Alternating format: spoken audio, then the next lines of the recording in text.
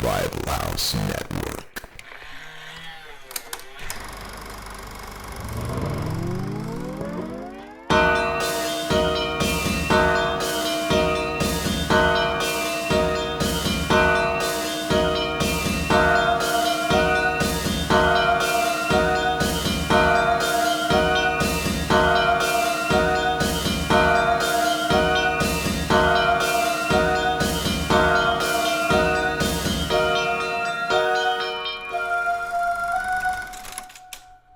All right, welcome back to another Cinema Enema, everybody. Revival House Network. Zach is here, of course. Myself, Aaron, of course. And we got a special guest in tow, director, filmmaker, and great friend of mine, Mr. Randal Plunkett. Thank you very much for having me. Yeah, man. This is cool because Randal's never talked to Zach before. We have talked before. What? Have you really? On a Deep End episode a long time ago. Oh, you were on that? Long time ago. Mm-hmm. I was once on your show once. You well, invited me. That was a different one because remember, I did a shitty job because you didn't invite me again for a long time. No. So the thing is that was a different show that we do, and you even before we were talking about you coming on this one, you were like, maybe we shouldn't get into like political stuff because I'm trying to sell a movie. I'm like, well, it's not even the same podcast. Like where we talked before, that was the place to do that. This is all about film and entertainment. So I'm like, yeah. We might end up in politics nonetheless, but you know, we'll roll with it. I'll steer the ship, man. We try and keep this one lighthearted because it's just bro talk. It's talking about movies and BS. And there will be some bro talk at least. And for anybody that's not educated in this particular show, it's not like typically we have our BTM commentaries. It's not going to be quite like that. This is your standard podcast fare. The first part of the show, we like to usually talk about the news. As you guys might be aware, ever since the pandemic bullshit, there ain't no news. Randal, I don't know if you've noticed, if you look up news and shit, all these clickbaity websites and stuff, they're really grasping. There's like no news articles. All of it's like, I don't know what you would call it, Zach. Yeah. You know, they're grasping. They're like going to conventions and they're getting like weird quotes from people. And like when they ask Matthew Lillard, like, hey, would you be in Scream if they asked you to come back? And they'd be like, yeah, I mean, I'm a working actor. What the fuck do you expect me to say? And then they'll run that as a headline, like Matthew Lillard down for Scream 5. Like, what? Oh, yeah. That's all it is now. So there's no news to chat about. The news is what you're here to talk about. So give a little bit of a history on you, if you could, just to the uninformed, and the new movie that you have coming out and sort of the history behind that movie. Wow. Okay. Well, how's my sound? I'm good. You sound good, man. Right. Always sound good. No, joking aside. Okay. So basically I've known Aaron for a good few years now. We actually met because, I was a filmmaker and that he used to have a cool website and I sent him my film to be reviewed. And I was like, please review my film. And, anyway, he gave me a good review. So I thought he was awesome. And then we got talking. And then we ended up becoming top friends. But to go further back, so I live in Ireland. I'm Irish, and I'm a filmmaker. And I also run the biggest rewilding project in Ireland, which, for those of you who don't know what that is, it is basically like a giant nature reserve. And I look after foxes and other animals, furry things. And I let them back into the wild, and everything is like lush and looks a bit like some sort of like World of Warcraft type Middle Earth. And that's what my place looks like. And I make a lot of movies here. So I shoot a lot of my narratives in around the nature reserve. So everything tends to look very rich or grim, depending on what time of year it is. And I use a lot of nature in the films I make. And I met Aaron because I made a short film many years ago. Jesus, it was like 8 years ago. This is like 8 years back. Yeah, is what I would like to call an artsy version of the zombie genre, which sounds a little bit pretentious. It probably was at the time, but anyway, to cut a long story short, it kind of did well. And Aaron was one of the nice people who actually gave me a good review. So, and then I've been off the ground for a while and trying to chase money, trying to chase opportunity. And it took a good few years, but I finally got one done. and it stars Katharine Isabelle. It's called The Green Sea, which is why we're here to talk about it. And I got to stop you for 2 seconds. I think you maybe sent Zach a trigger warning. Like he got triggered when you said furry. Don't let him on your property because he's got a lot of furries. Oh. And Zach's a furry, man. Zach, yeah, but we have a no shooting policy on my nature reserve. Oh, well, that's the only thing Zach would be shooting is loads, because that's not what a furry is. I'm just joking. Zach makes a lot of jokes about the furry community. It's a joke. It's an inside thing. All right. See, I don't know. You guys are a bunch of Americans. You got lots of guns up there, so I never know if you guys meant the literal furry or you meant like, yeah. Oh, yeah. Zach is, I don't know. I can never imagine Zach hunting at all. No, yeah. So we go back a long ways. I think that was like 8 years ago or so. And I remember Out There was one of those things where it wasn't, I don't think there was any dialogue. Maybe in like one of the flashbacks, there was like a little bit of dialogue. No, maybe not much. I kind of like, I have that European thing going, you know, there's a lot of staring.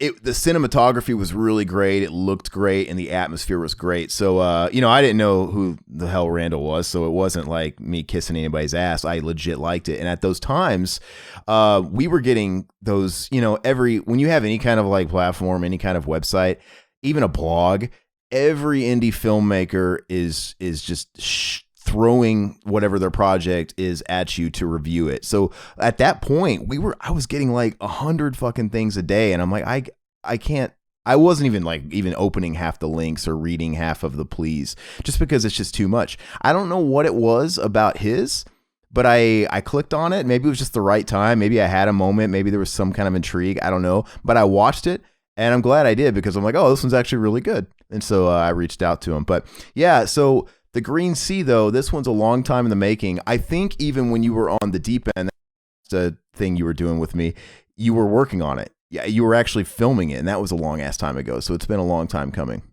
Yeah, I mean, it's one of those movies that it was a couple of movie ideas that I had that I smashed together. Because the thing is I had a different film that I was trying to get made for the last few years, but anyone I don't know if any of your audience are indie filmmakers, but if you are an indie filmmaker or you're not an indie filmmaker, it is really, really difficult to break into feature films.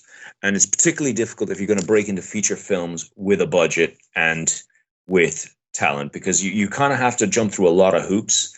And, part of the hoops is just making the film, because like anyone who's ever tried to make a film, it's fucking hard, dude. You need to have time. You need to suss out the story. Everything goes wrong because you never have any money. And so you have to try and squeeze as much out of the day as you possibly can.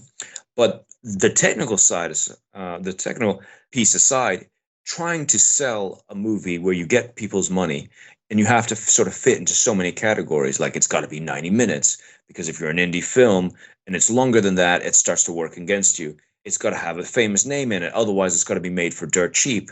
It's got to be very genre specific. Otherwise, if you try and make something that's a little bit thinking outside the box, and your fan base are big film watchers, and probably a lot of them get pretty tired of what comes out today simply because it's so generic.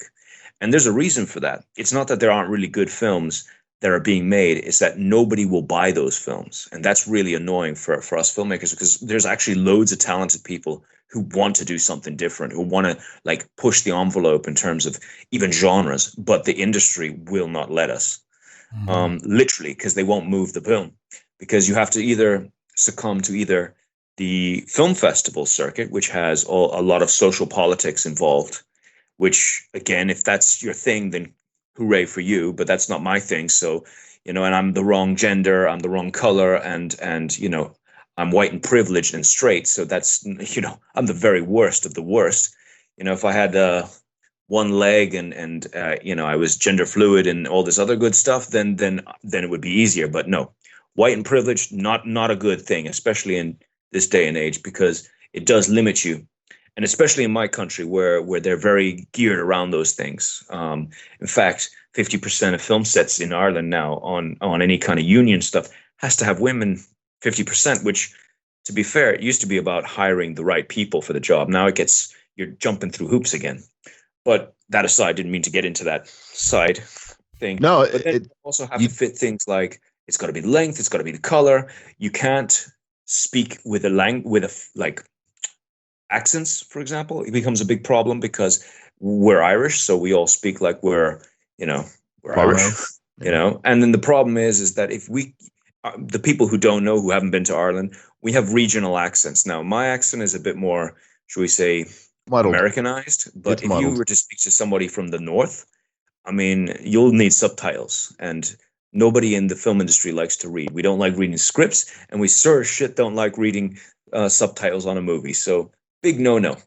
And then, so that means that by the end of the trying to get a movie made, you literally have to make just what has been done before, but just basically more watered down. And that's what I find is very difficult when I turn on streaming platforms and I see nothing new kind of happening, where I go back to older movies of like the 90s, the 80s, the 70s, even the 60s. There was a lot more, should we say, risks taken with plots, with even the way films are shot. Like, you can't do anything nowadays.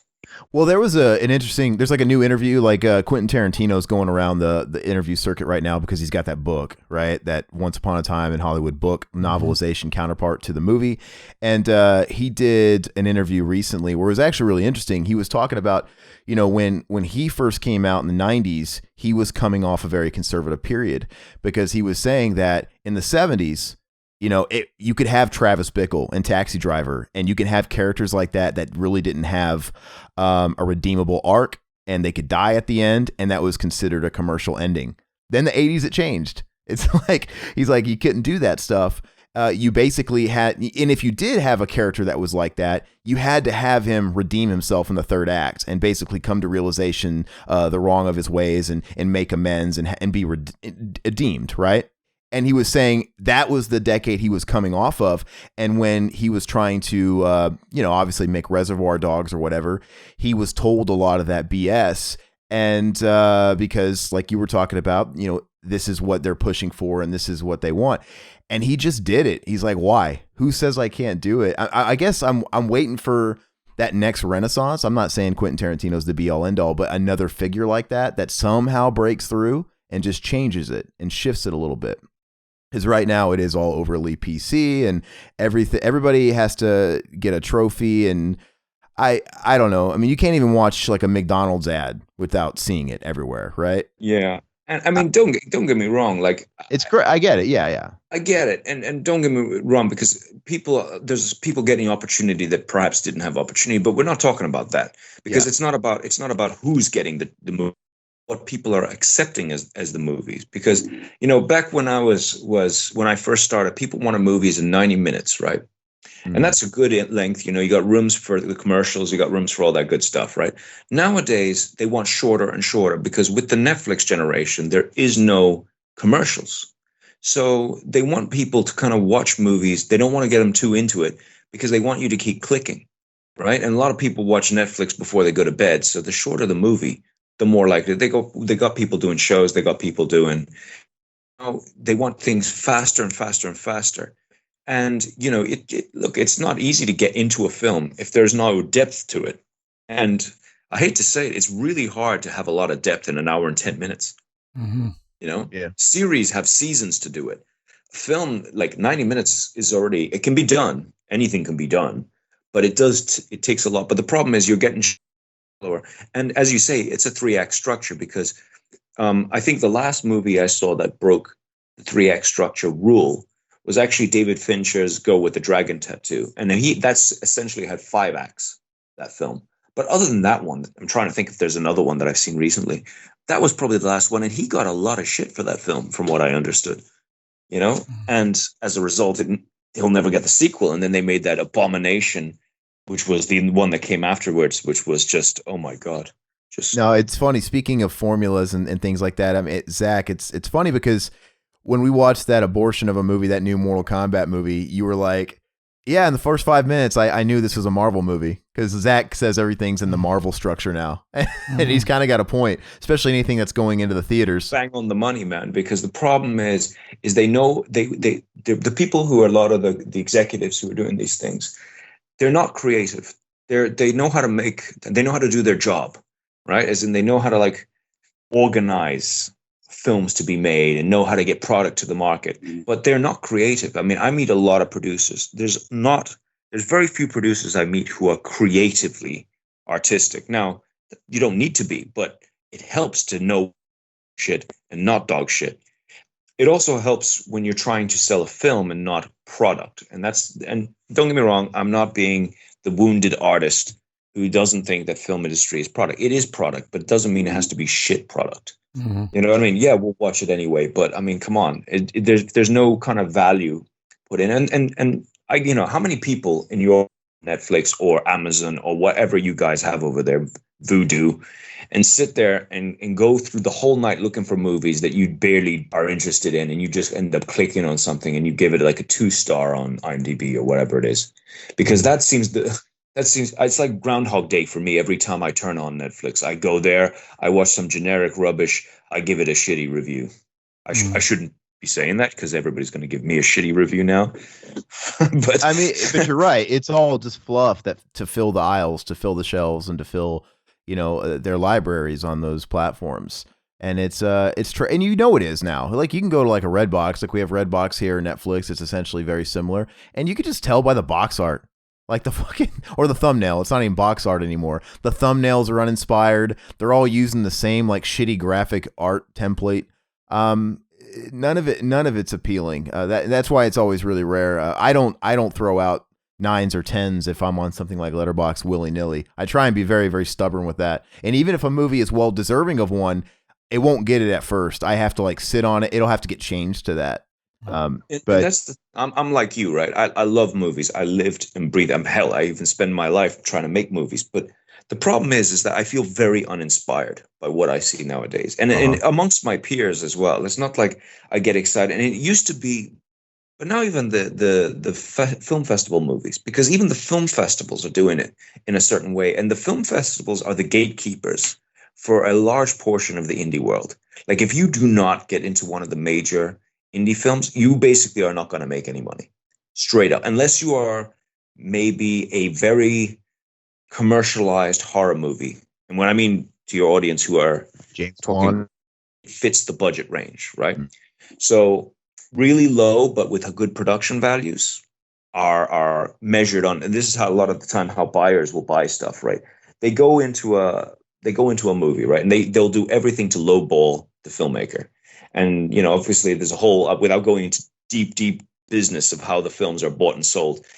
Basically, you bring your film to a market. You have a sales agent who tries to sell the movie. They'll try and sell a domestic deal. So America, for example, and America is just full of content. So people tend to lowball in America a bit, just because they can, especially post-COVID. Like they know they had it on. They had a monopoly. So you kind of get a so-so deal in let's say the US, and maybe you'll do something like the UK or Germany. Those are like the better territories, right? And then what you'll do is you'll sell bits and pieces here and there once the film has probably been released. Of course, it comes with all sorts of problems when it happens that way. One of the problems is that things end up on torrent sites and companies to lowball you even more, because they say, well, it's in a torrent site, everybody's seen it, so I'm not going to make any money on it. I'll give you $5,000 for your movie or less. So, but you're trying to make a movie and try and put all that money together. I mean, you gotta, if you're not getting huge amounts of money for every territory, when bear in mind, nowadays, everybody's getting probably 25% of what they were getting. What we used to, like the UK, for example, United Kingdom, they used to get numbers like 150,000 for a territory. Now I've heard of people in my circles who are getting 5. So that's like, how do you make a living doing that? So then the demand from the population is we want better movies, but nobody's willing to pay for them, and the buyers won't pay for them. And horror is a really interesting one. So supernatural horror, right? Big favorite. And you see how many of those haunted house exorcism movies do you get in a month? Oh, shit. Netflix is full of them, man. And they all have exorcism in the title, or the haunting exactly. of something. Do you know why? Those movies are geared around a lot of those places like South America and places and Vietnam and those kind of smaller territories, because they pay good money. Well, nobody pays good money. They pay a bit more money for those, because it's particularly places like South America and Mexico and stuff like that. They love that stuff down there. I mean, we up in the Northern Hemisphere don't give too much of a shit about that. I mean, we're all probably sick to death of how many more levitating women do we see. And the thing is, there's a reason why you're going to see so many levitating women. And that's also one of the things that buyers are looking for. Because if they have a woman levitating off a bed, that means you can charge more money. It's actually one of the things that buyers are looking for. They want to see the special effects. So when you see these trailers that show all the best bits of the film, a lot of the time those are the same trailers they're showing the buyers. And when you're showing trailers to buyers, you are trying to show all the bits because you're trying not to be modest at all, because the buyers don't like your movie. They're not going to watch your movie. They'll probably watch part of your movie and probably be on their phone for the other half if they even get that far. They literally are. It's like a supermarket. They just buy and they say, yeah, it's got some elevation. They've got some special effects. There's an explosion. Great. It's worth 40 grand for this territory, or 30 grand or 100 grand, and that's literally, it's a tick box. So the best movies that make the most money are not necessarily the best movies. They're the movies that are, they might have some aged action star like Dolph Lundgren, for example. And I saw one, I think he was in one with spiders in it or something. And what? I mean, it literally, what was that movie? Hold on, let me get. I don't know. Dolph Lundgren, though, aged as he may be, he's aging very well. That guy is still in shape.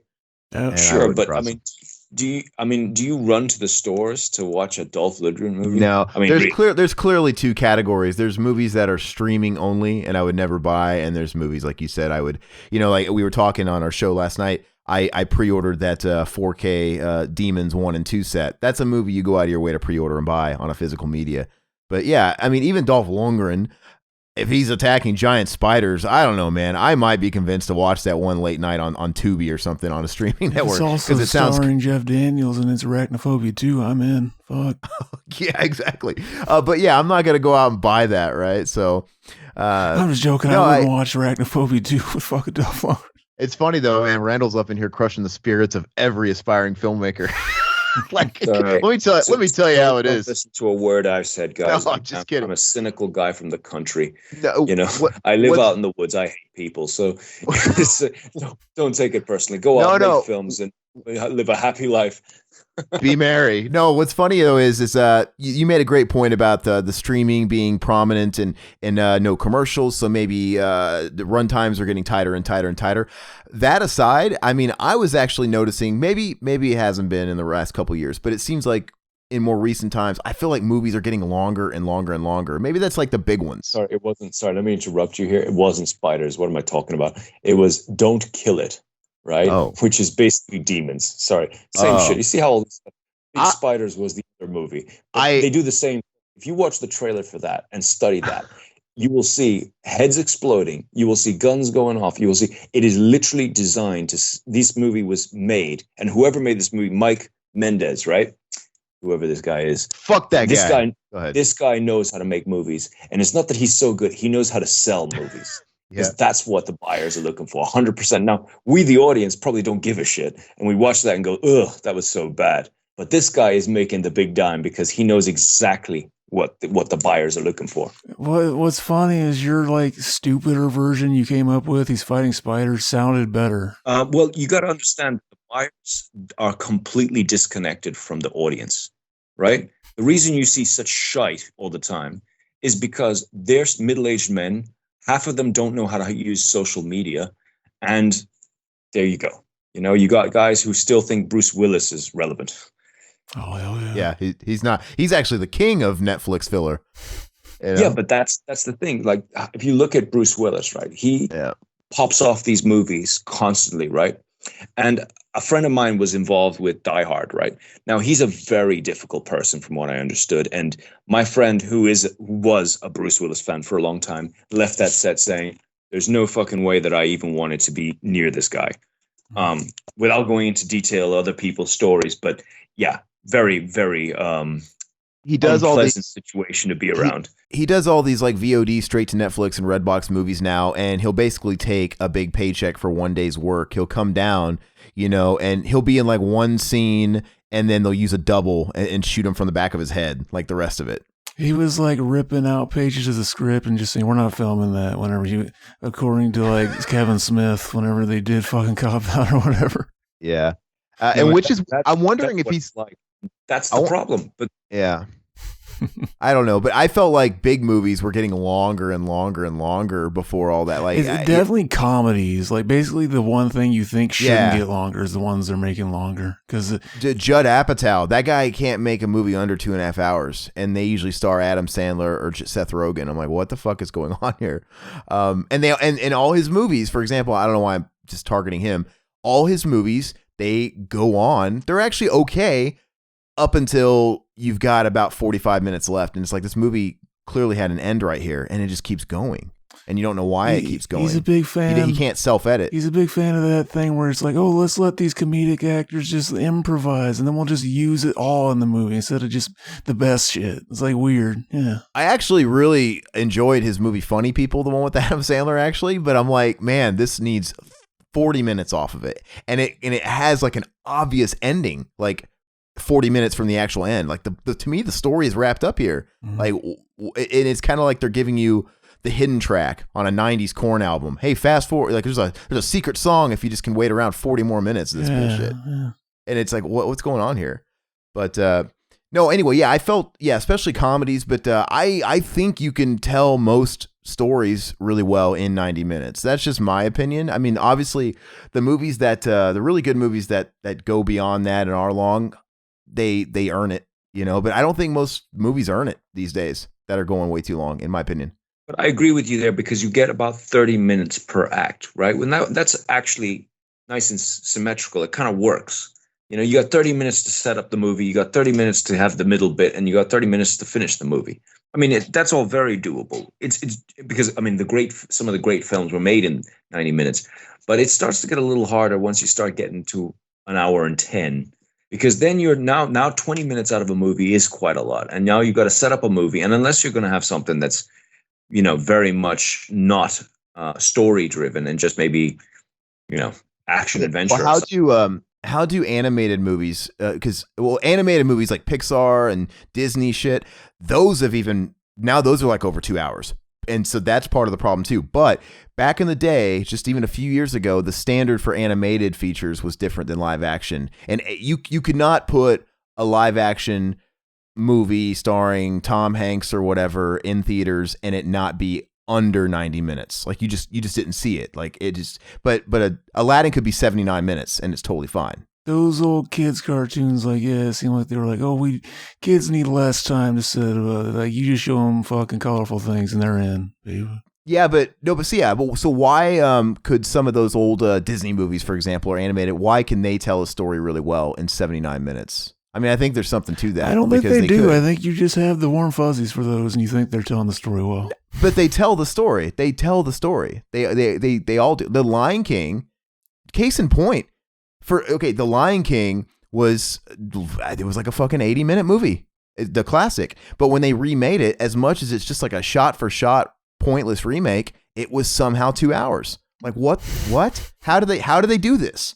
Amazing. It's the same movie. Like this. Was the Lion King actually 80 minutes? I think it was pretty short. I mean, I'm not going off facts here, but let me see. I think the Lion King was an hour and 30 minutes. Lion King. It felt like an hour. Felt a bit longer than 80 minutes. But hey, but Disney also on the top of the game. Like at least back then. The Lion King is. I won't say Disney on that these days because I mean I've seen what they did to the Star Wars movies. The Lion King is 88 minutes. Let's look at Lion King remake runtime. Runtime. Hold on. The Lion King remake is 2 minutes shy of 2 hours. It is 2 hours. They added 30 minutes, a whole 30 minutes onto it, and it's the same movie. And it's like, what? What do they do here? I don't know. They even took a song out. I don't. Maybe you're right though. It's like, well, now we got to please parents now too, because parents are not going to see these live action movies. I don't really know where the rhyme and reason is of it. But where do you think this whole trend came from with trailers that show the whole movie? Like not even just like the best parts. That was always like when we were kids. Like, oh, I can't wait to go see Corky Romano when he says, "Y'all guys want some cookies?" And that's like the only funny part in the movie. It's like, not even the same take. It's an alternate take they use. They troll you. It's like, oh, you mean that was the whole movie? But now, like we brought up Mortal Kombat a little bit ago. Watch the trailer for the trailers they released for Mortal Kombat. You get the entire movie. The entire movie is in the 2 or 3 trailers they released. Like where does that come from? Why do people think? Because it's for people that are actually into it, that are actually following a movie they want to see, and they watch the trailers as they get released. That's the audience they're pissing off when they go to the movie. Like, oh, there's nothing else. I saw everything. Then again, Aaron, I mean, are they really making movies for guys like you and me now? No, Because that's what I often wonder as well. Because these rebooted things, you know, I heard that they were going to do Escape from New York, the remake. That's been talked about, and that's in developmental hell. Who knows? It'll eventually happen. I mean, for a guy that Hollywood has just shit on for decades, they certainly want to remake all of John Carpenter's movies. That's for sure. But anyway, But, continue. you know, that's the thing. He actually knew how to make movies, and his stories were great. And the problem is they're starved for content, and they know that they can just rehash some rubbish. And the thing is that with John Carpenter stuff, I mean, there is a built-in audience already, somewhat. You know, guys like you and I are definitely going to go see it. We might hate it, but it's definitely going to get us in there.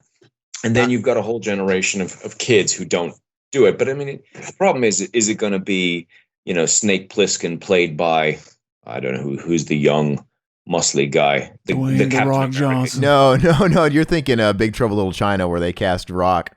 No, you're Chris Hemsworth is who was like Getting thrown around to play Snake. So Chris Hemsworth, another guy who I don't watch his movies, so it's like, you know, whatever.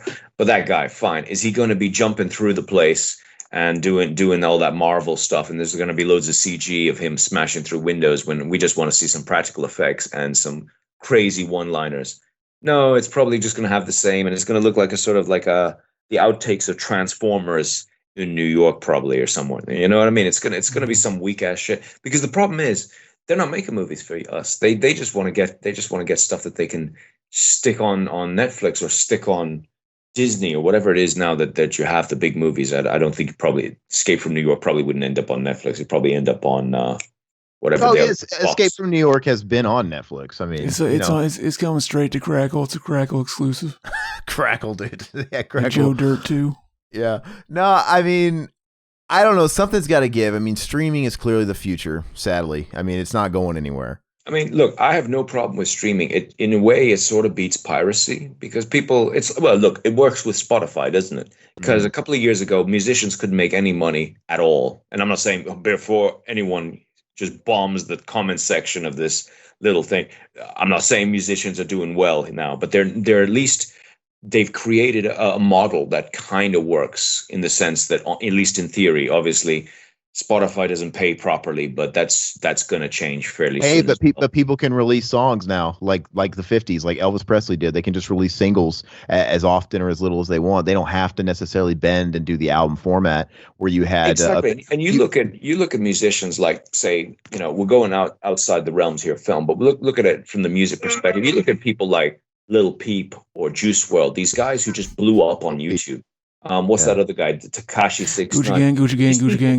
Half these people didn't even have labels behind them, and they just made shit on YouTube or SoundCloud or some stuff. Post Malone. He was completely like SoundCloud. Yeah, I mean, but those guys drop singles, right? Now that's not really feasible because nobody's going to get that excited about short films. Short films are not going to be the future. No way. I'll eat my hat if short films become the future. But so it's not going to be short films. People like progressive stories and stuff, so maybe series, sure, but series are extremely expensive. So, I mean, look how much money Netflix drops on every show it does. I mean, they're not cheap. And, you know, we're under so many union rules and health and safety and all that crap. I mean, there is no way to make movies really cheap and still nail what people are looking for. Where with music, you know, people do have home studios. You can do quite a lot on Pro Tools. Maybe it's not the same as going down to Abbey Road and getting your stuff recorded by one of these legendary producers, but you can do a pretty good job with not too much and still hold your own in the music world where everybody downloads MP3s. You know what I mean? That's possible, but not in film. Well, no, but I mean, like some people just need to get over this weird hurdle now of gatekeeping, because I think more so now than it was ever in the past, there are no gatekeepers. Like you have you have comedians, you have actors, you have musicians that are just waiting on a record deal or waiting on someone to give you some kind of allowance to make something you want to make or be a part of something. You know, this could speak to somebody that feels they're of a part of an ethnicity that gets shunned, or they have some kind of hurdle. Like, dude, now so more than ever, you can do something yourself, I would think. Like, technology's there. Like you said, you don't need a Ford Abbey Road Studios. You don't have to get, an A-list producer to produce. No, you can buy a decent setup and make a fucking Post Malone album in your basement that kids can possibly resonate with.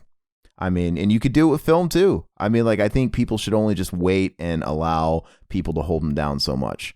Because, like you were saying, there's a formula right now. Hollywood or the system, they only want something. They want the same formula. They want it to be regurgitated so they can just,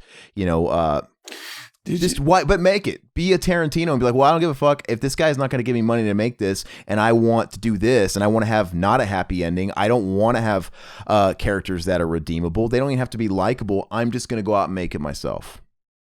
Go, Zach.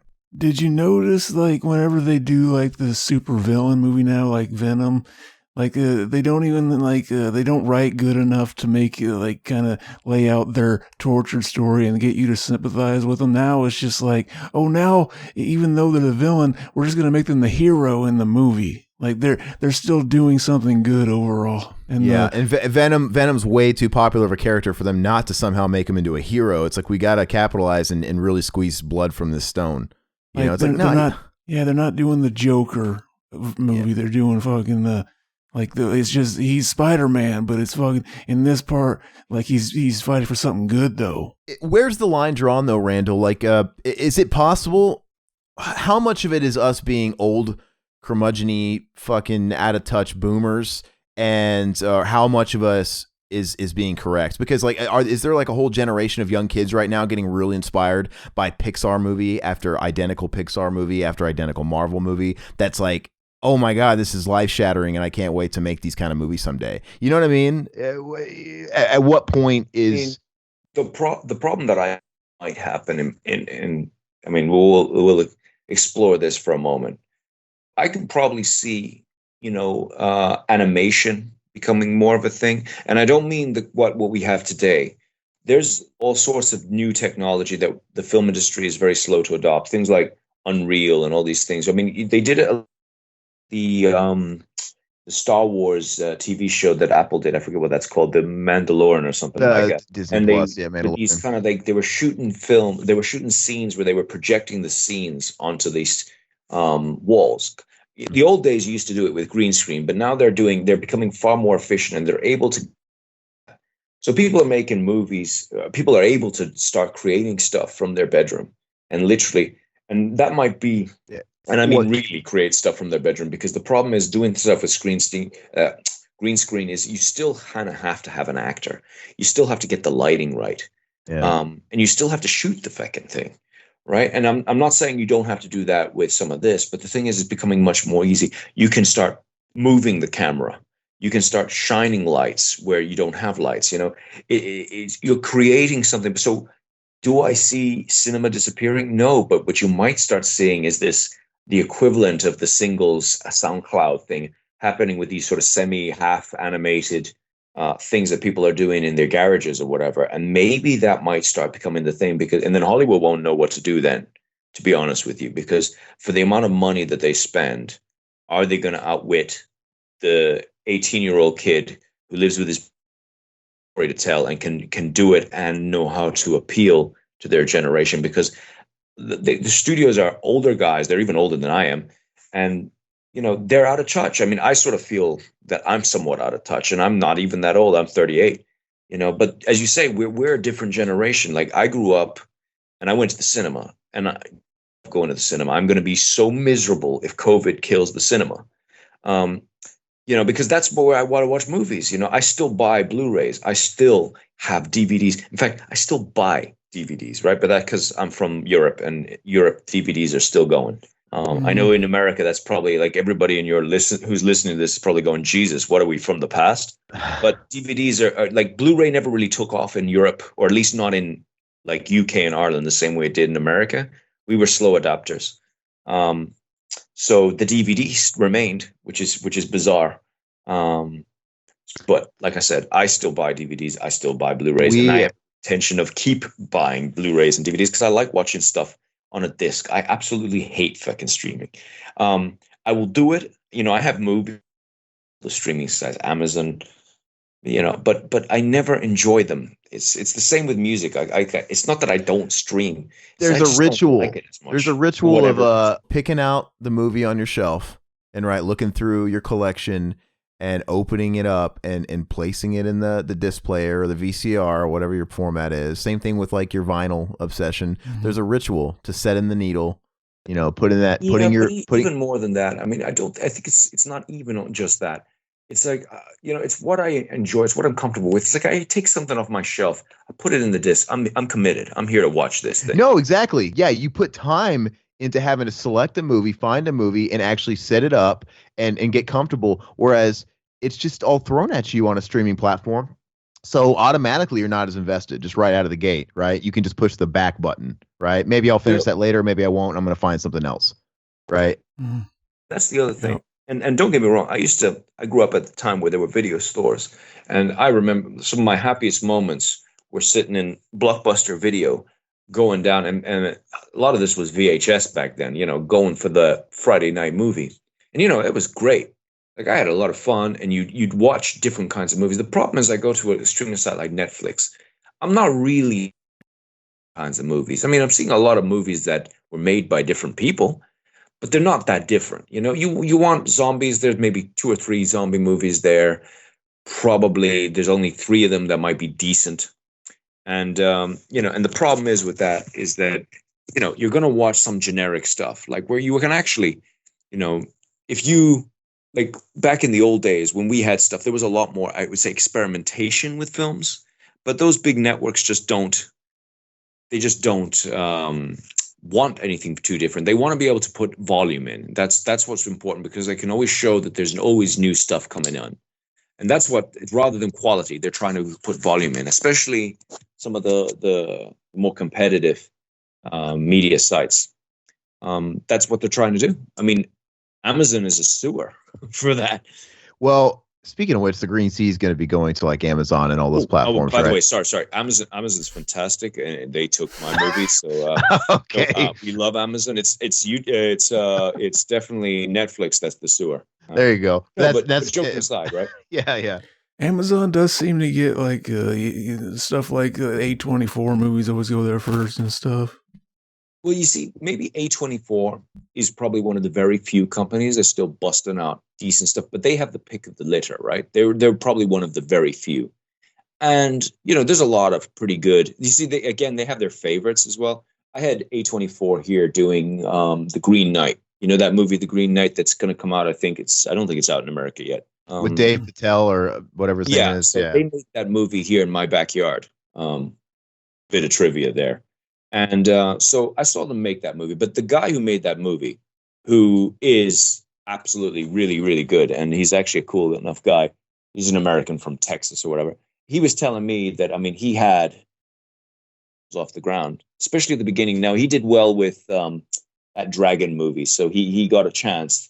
But, he was an indie filmmaker, but he's got people around him, and he got kind of like chosen.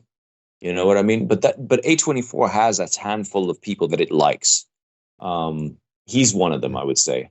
And A24, like, they are picking good stuff, but they're one of the few ones that are able to market slightly diverse stuff and put it in, because very few will be willing to take those chances. But also, let's follow the pattern here. All those movies are of a certain scale, have a certain actors, and they still fulfill somewhat of the old school Hollywood system. There's a certain amount of star power. You can get away with movies that are maybe black and white for a change, but you still have films like with, that Patterson guy in it. I'm talking about The Lighthouse here, because I had my original movie was in black and white, and basically nobody would touch a black and white movie. Doesn't matter. I remember that. Patterson in your movie, and even then, it's a big no-no. Yeah. So they don't want to read, and they don't want things in black and white. Just like sex is a big killer for your movie, because as much as sex and violence you sell. The problem is sex and violence sell in some places. They don't sell in all the smaller territories that actually put up good coin for your movie. there is a bit of sex on TV because we all like that Game of Thrones, everybody getting sexed up for television. But in movies, they try and avoid that now more and more. Television is kind of where it's at, man. Television actually they pull less punches, it seems like, with some of these series. And no, I would agree 100%. And it's like ass backwards, man. I don't know what happened, but I find myself becoming more invested in some of those shows that are out there, and a lot of them are on streaming networks, which I don't know what it is, man. Like the streaming networks, a lot of the shows, the batting average is really good. Like when you hear someone talking up a show like it's so great, it's usually worth checking out. I mean, a million people usually aren't off the mark, but man, a lot of these original features, they suck. Like the Netflix original movies, they're not very good. I know they want to compete with cinemas, and I know now they're like going up for Oscars and stuff like that, and they're trying to even that playing field. But to me, the majority of those Netflix movies or what have you, they don't feel like theatrical movies to me. They feel like budget titles, a lot of them. And they are. They're usually quite cheap as well. They go after a certain budget range, and what I find is very funny is how you're starting to get certain types of actors starting to become sort of what I would call Netflix famous, as in they could never float a movie at the cinema, but they seem like good for TV shows that are on Netflix. And that's sort of, I suppose, getting rid of a bit of the star system, because that's the other thing, right? Like the star system is changing very rapidly, in my opinion, because back in the old days, you wanted to sell a big movie, you needed to have big names and stuff. Now that's becoming more and more also irrelevant, because I would say younger kids and younger audiences are less wowed by the stars that we have. Like when we were young, like it was all about stars, and we had different tiers of stars. Now, even bankable stars, there's less of them. I see Brad Pitt doing movies that go straight to Netflix now. You know what I mean? When did that start happening?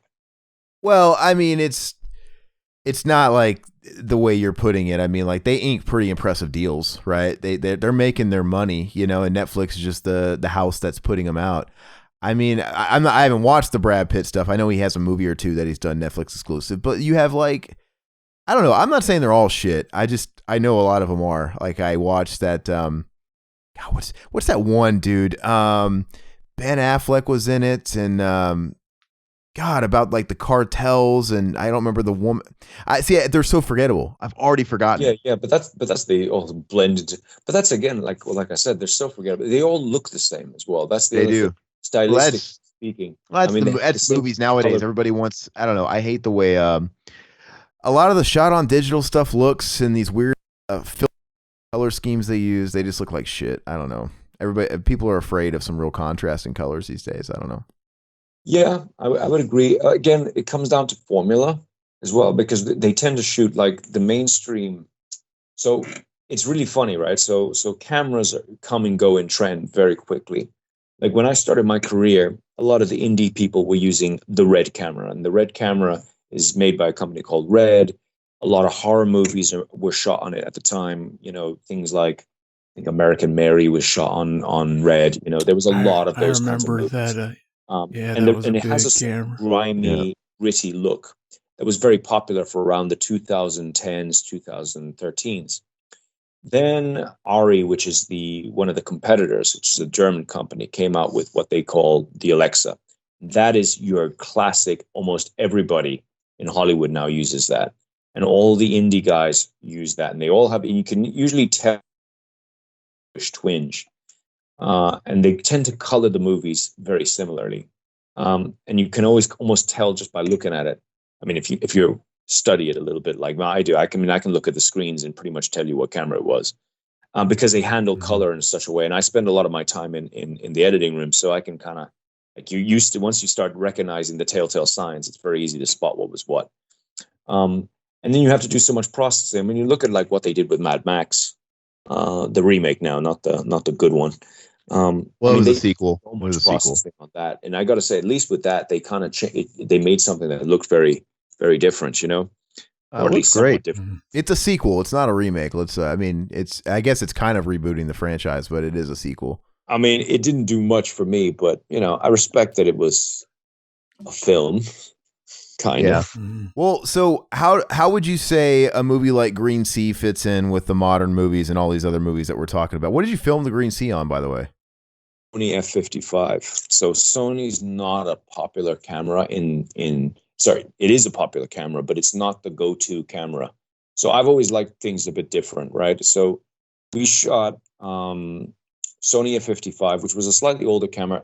Sony tends to have like the really big films, like what's that? They changed the name of that. That Tom Cruise one, I think, was shot on Sony. That one where he keeps dying and has to come back to life. Oh, with Emily Blunt. I think that was a Sony. But anyway, Sony tends to be those very colossal Hollywood movies like that, or they just tend to not be sitting in the indie realm too much. And it's not a question of cost. It's actually a lot of the time just a question of taste. In Asia, they tend to shoot a lot more on the Sonys. Like Korean films and that tend to have a lot of Sonys. So I shot on the Sony. We used these Leica lenses. Leica lens? What am I talking about? Kook lenses. Sorry, I beg your pardon, which is a British company. So it has a very sort of, it has a very grimy look. We wanted a very dirty look in film. And that's because it's so dark. We wanted a very minimalist lighting kind of style, where we wanted lots of brightness in the windows, but a lot of darkness in the house. And it has some relevance to the narrative and where the main character is at. Speaking of which, so it was very much a kind of like a very visual film trying to create that style. And I'm very, as you might remember, Aaron, that I'm quite into sort of outer-worldly color schemes. So there's a lot of scenes, and the film deals with a writer who's basically creating a book, and her imagination has a lot of input on her reality. And even when the character, the opposing character arrives on her in her life, a lot of it is dealt with in her perception. So we're seeing things that look a little off. You're into surrealism, they look a little bit almost over stylized. And that was kind of what I always wanted to do, because there's so much of the fantastical in the sort of the realm she's in. What was it like? Talk to us about working with Katharine Isabelle, who everybody probably knows from Ginger Snaps and American Mary, and she was in Freddy vs. Jason too. But she's really well known in like the horror nerd circles, of course. What was it like working with her? Because she plays. I got to tell you, right? So one thing I've always thought that Katharine Isabelle was a really top underrated actress, right? But I'm so used to seeing her in sort of lower budget films. And she's like, when I was young, I was a huge Ginger Snaps fan. In fact, I even had a picture of her in my locker when I was 15, right? Because in Ginger Snaps, she was like the perfect girl for me when I was 15, right? The alternative hot chick. Did you tell her that? Did you tell her that story? I may have done when I had a few beers or whatever, but I didn't want to. I wanted to seem professional and not seem like some seedy admirer. But anyway, so to cut a long story short, I admired her for years both as an actress, and I just thought she was really underrated. So I got an opportunity to work with her, and oh my God, dude, is she a beast of an actress, actually. She is so underutilized in her films, because she really turned this character around. She has an amazing amount of abilities that I've never worked with anyone who, well, firstly, she was terrifying, and she was almost so... she was so intense that the other actors were having problems dealing with her, and it took a bit for them all to kind of get used to dealing with such a firecracker, because she got so intense at moments, and there were moments where I wasn't even sure actress or I was talking to the character, and she went full blown method in this. It was crazy, and I remember one scene in particular, because she has this one scene where she's pretty pissed, drunk. Right. And she gets into a brawl with her lover. And she would just wallops him around. And the thing is, she was doing that scene and she had to do this. She kept spinning, and then she got herself kind of riled up. It would look like something that was going to kick off like the UFC. You know what I mean? She was there kind of like banging her head and etc. against the wall. And she was spinning around. And me and the cinematographer and my assistant director were all looking at her while she spun around in between the scenes. And because we were all a little bit scared of her at that point, Nobody wanted to say anything. So she kept spinning and spinning and spinning. And we had to shoot this scene like 20 times. And she kept spinning. And then it only occurred to me about, maybe the 9th or 10th take, what she was doing. And later I asked, like, you're spinning there. Are you okay? Do you need a glass of water? And she said to me, well, I'm playing a drunk. So trying to fake being drunk is the worst shit. It always looks crap. But if you actually spin yourself into the point of being dizzy, you don't have to pretend. You're actually swaying. And I was like, damn, that's the kind of cool tidbits that, you might even get some vomit out of it too. Stuff. Yeah. So from now on, I have to write a drunk person fighting in all of my films just to utilize that golden nugget. Because I tell you, in the film, it actually came out so well. She's absolutely right. She just slammed it.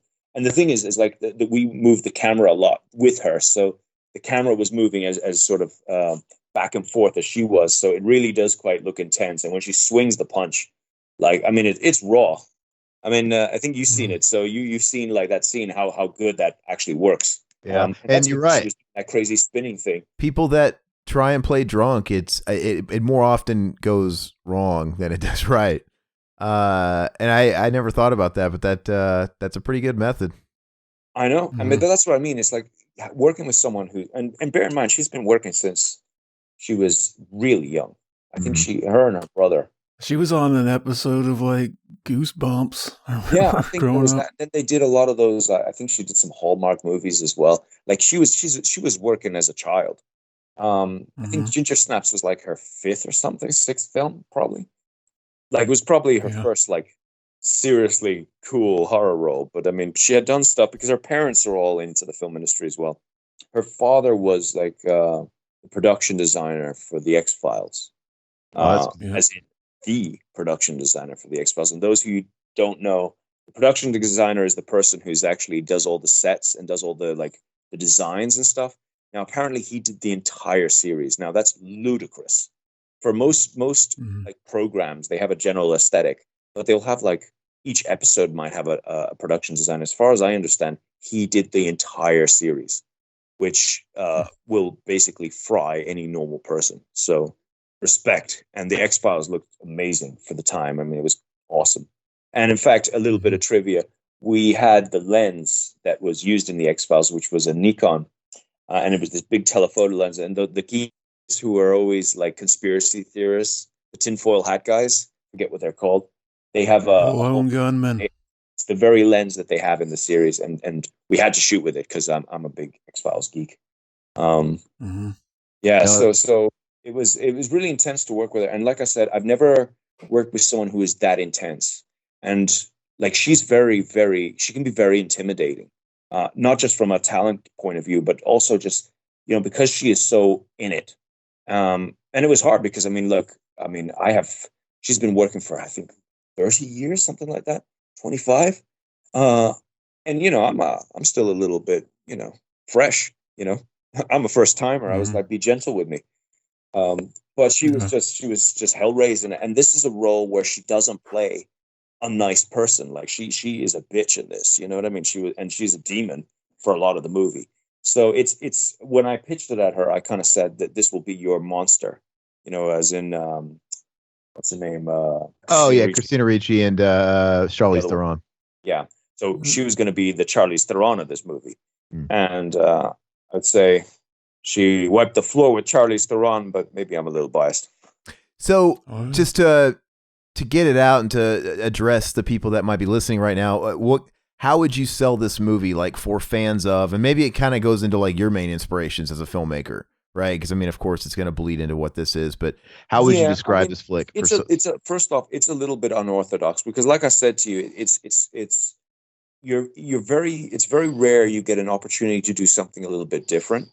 And I tried to do something a little bit different with this movie. So it's a supernatural drama. It's not a horror movie, which is unusual for me because I normally am sort of comfortable in the horror zone. But it's got some heavy drama in it, but it's also got a lot of surreal aspects to it. So, there's people who might enjoy some of the Lynch movies, people who maybe read Murakami books, right, might get this. Because it deals a lot with the fantastical as well, because she's dealing, her character in her book comes to life. and she basically helps her, guide her through to face those inner demons that she's been hiding, because she's a pretty traumatized person who has a very, very nefarious past, you know. And so it's a bit artsy, but it still has a lot of elements that are in the genre world, because again, that would be where I come from. So there's a lot of that injected into that. So it wouldn't be your generic drama movie, I would argue. So it's a more, should we say, avant-garde style to that sort of supernatural drama. That's how I would put it. And tell everybody where they can watch it and when it's actually dropping officially. So the movie comes out in America on the 13th of July, and you can watch it on all the big ones. You got it on Vudu, Amazon, iTunes, YouTube, Movies, Google, Microsoft, and a whole host of other ones that I've actually never heard of. Wait a minute, I'll give you a list here. But yeah, no, I mean, it's going to be on VOD. Please rent it and buy it, because I'd like the company who bought it to print Blu-rays and DVDs, because I am as I said earlier, I am absolutely into the hardcore physical editions. And the problem is with a lot of these small indie labels is they will only print stuff if there's a taste for it. So if you want to see a physical, please rent it. And if you're going to steal it, at least don't steal it and plunk it on YouTube like people have tried to do in the past with some of my films. No, 100% support indie cinema, and definitely check it out. And I would say I would be remiss if we didn't ask for you to join us before we wrap up our time with you, Randal. We got to bullshit about what we've been watching, because we do that on every episode before we take our break. And so let's do that now. Just a little bit of disclosure. I think Randal was more than down to talk about the meat of our show today, which is going to come at the after the break. But Zach, he failed. He did, for the first time ever. This guy is the one that didn't do his homework, because usually that's me. This guy usually comes to the table with like notes and a fucking legal pad, and he's like, I fell asleep. I didn't finish it, man. Like, what? I did. What? I fucked up. So when you hear us go into a break and we're suddenly back 5 minutes later, pay no mind of the time travel that probably took place. Yeah. So Randal, he's not going to be a part of that, but Randal, maybe just give Zach a little bit of a heads up of what he's in for. No spoilers, because we're doing Perfect Blue, and I'm already a fan of this director, and I can't wait to watch Paprika and what is it, Tokyo Godfather? Is that what it is? Tokyo Godfather is the other big one. I can say I got 30 minutes left of the movie, and I'm really liking it so far. We won't give any more spoilers there, but I was talking to Randal a little bit about it, and he was talking about it a little bit at the top, I think. But no, it's a mind fuck. The first time I watched it, I was like, this was like David Lynch got hired to do a movie in Japan, and then when he got there, they suddenly dropped it on him that it had to be animated. But you see, that's something that's interesting, right? That you brought that up, because I love Japanese stuff, and the stuff that we're doing in the West is not what they do in the East, right? And I mean, that's a very good example. The manga / was that Studio Ghibli stuff. I mean, that's a beast of stuff, right? But in terms of narrative plots, in terms of pushing the envelope, I mean, that's still happening in places like Japan and Korea as well. They're more open-minded to trying to push the envelope. I would say as well, there's a bit of that in France, but maybe a bit less than there used to be. But you know, films like Paprika and films like Perfect Blue are just, they're kind of like weird thrillers that are, you know, there's elements of the surreal. There's a lot of metaphors in these films. I mean, they're very deep. They're not shallow, and they also use like all sorts of narrative tools to tell the story, which again, a lot of the time we're not used to in the West because it comes across weird. But since their culture is perhaps, we say, more open-minded to a little bit of weird, it kind of works. And you see this a lot in Japanese films, particularly. There's a lot of sort of avant-garde, kind of like steampunk, cyberpunk kind of stuff. I mean, if you ever see films like Tetsuo, I mean, that would never be made in the West ever, you know? Yeah. Wasn't there that controversy about Tetsuo, the Iron Man, being like on an Xbox game hidden? Sorry? Oh, never mind. I was going off on something about Tetsuo that I had read, but no, I agree. Especially Zach had told me, he's like, well, I think I got 30 minutes left. You want me to just like watch it real quick? And then I'm like, I don't want you to watch this in two parts. Like, I watched it twice. It's one you got to marinate on. It's like it's a good movie at face value, just as like a murder mystery thriller or whatever. Like, if you just want to take Perfect Blue as that, it does it really well too. But like, there's just so much underlying shit in that movie that I want to watch it a third time, to be honest with you. So yeah, with a notebook, because I'm telling you, you could start taking notes because there's loads of hidden things in that film. And I will say, in Paprika is even worse because Paprika is like, I mean, Paprika's on steroids. Like I really liked Paprika, nice. and from a technical point of view, it is actually some of the most interesting editing and the storytelling that I've seen. So people who haven't seen Paprika, go and get Paprika. It's probably in the bargain bin section at this point of Amazon or wherever you can. Well, Shout Factory over here, they put out both Perfect Blue and Tokyo Godfathers, so they have decent releases. But Paprika, it's like still a really aged Blu-ray. It has like a Blu-ray case. It looks like it came out like 10 years ago, maybe more. And I don't know who put it out, but it's not with Shout. So it's a little bit more of a bargainy one. But I don't want to spoil it or talk about it anymore before Zach and I do. But I will say, Zach, the first time I watched it, I gave it 1 rating. And then the second time I watched it, I gave it another rating. And they were both respectable, but like I'm just saying, like your mind develops. And then of course, after I watched it a second time, I started going down the rabbit hole of the filmmaker. And then of course there's all kinds of theories to his movies, and there's all kinds of people that have an opinion, because it's like you're dealing with surrealism. So there's a lot of stuff that's open to interpretation, and it's just, it blows my mind when you start reading and watching other people's breakdowns and their opinions. It's pretty nuts, man. But and that's where I will throw my own thing in. I think something like The Green Sea, if you're into these kinds of movies, you might find something for you in my movie, because because these are the kinds of movies that I would love to make. And this kind of style of just not being concerned about trying to explain the whole world that you're living in, and creating elements that don't make sense, or fantastical elements, and without having to give every gory little detail of why it's happening that way. And that's what I really find a lot. And this guy, what's his name? Satoshi Kon, I think that was his name, right? Yeah. He died very young, which is it's a tragedy, because I think he was only like in his 40s or something. He made like these pieces of art, literally, because I mean they are so intricate. And he only made like 3 or 4 of them, and then was it just was it just the 3 I mentioned? I think he did. Was it 3? I think it was 3 or 4. I'd have to look it up now. Hold on. But yeah, there was like literally that. There were these 3 masterpieces and all very like genre bending and mad. And then he made that, and then just dropped dead at 46. Who drops dead at 46 when you're that much of a genius? It's so unfair. Hopefully not us in about a decade. Well, I mean, I never made Paprika, so if I made Paprika, then I suppose you could die happier. Yeah, you know what I mean. Wait, now you got me really stoked to watch Paprika, I keep trying to talk about. I loved it. I don't know. You might not agree. Not everybody does, but for me, Paprika is my favorite. Yeah, because it's like every time I'm talking to Randal about Perfect Blue, he always goes back to Paprika. And if Paprika, I don't know, if it's anything even like remotely on a level like Perfect Blue, I can't wait to watch it. But I'm stoked. I like I said, I bought. God, I'm kind of giving spoilers about how I feel about the movie, but I'm not going to get into too much detail.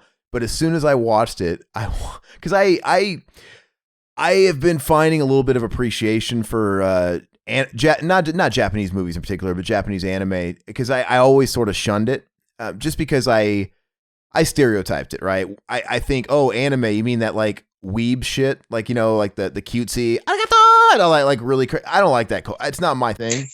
No, and that doesn't work with me. Although I will say there's a couple of it, because you've got movies like Akira. Your Fist of the North 80s Stars, and 90s seem to be a golden that was period. My era. I grew up with that stuff when I was very young. And what I was really interested about it was the fact that they were very quick. They had that very sort of comic style way that they dealt with the characters, which was cool because it wasn't what we were getting from Marvel or DC. It was something very different. The themes were always very more adulty, even though Yeah, they were well, still very animated and still quite kiddie in many ways. There was always loads of sex and violence, which was epic for I me when I was was 10. I was just seeing everything as like, oh, you mean that Sailor Moon shit?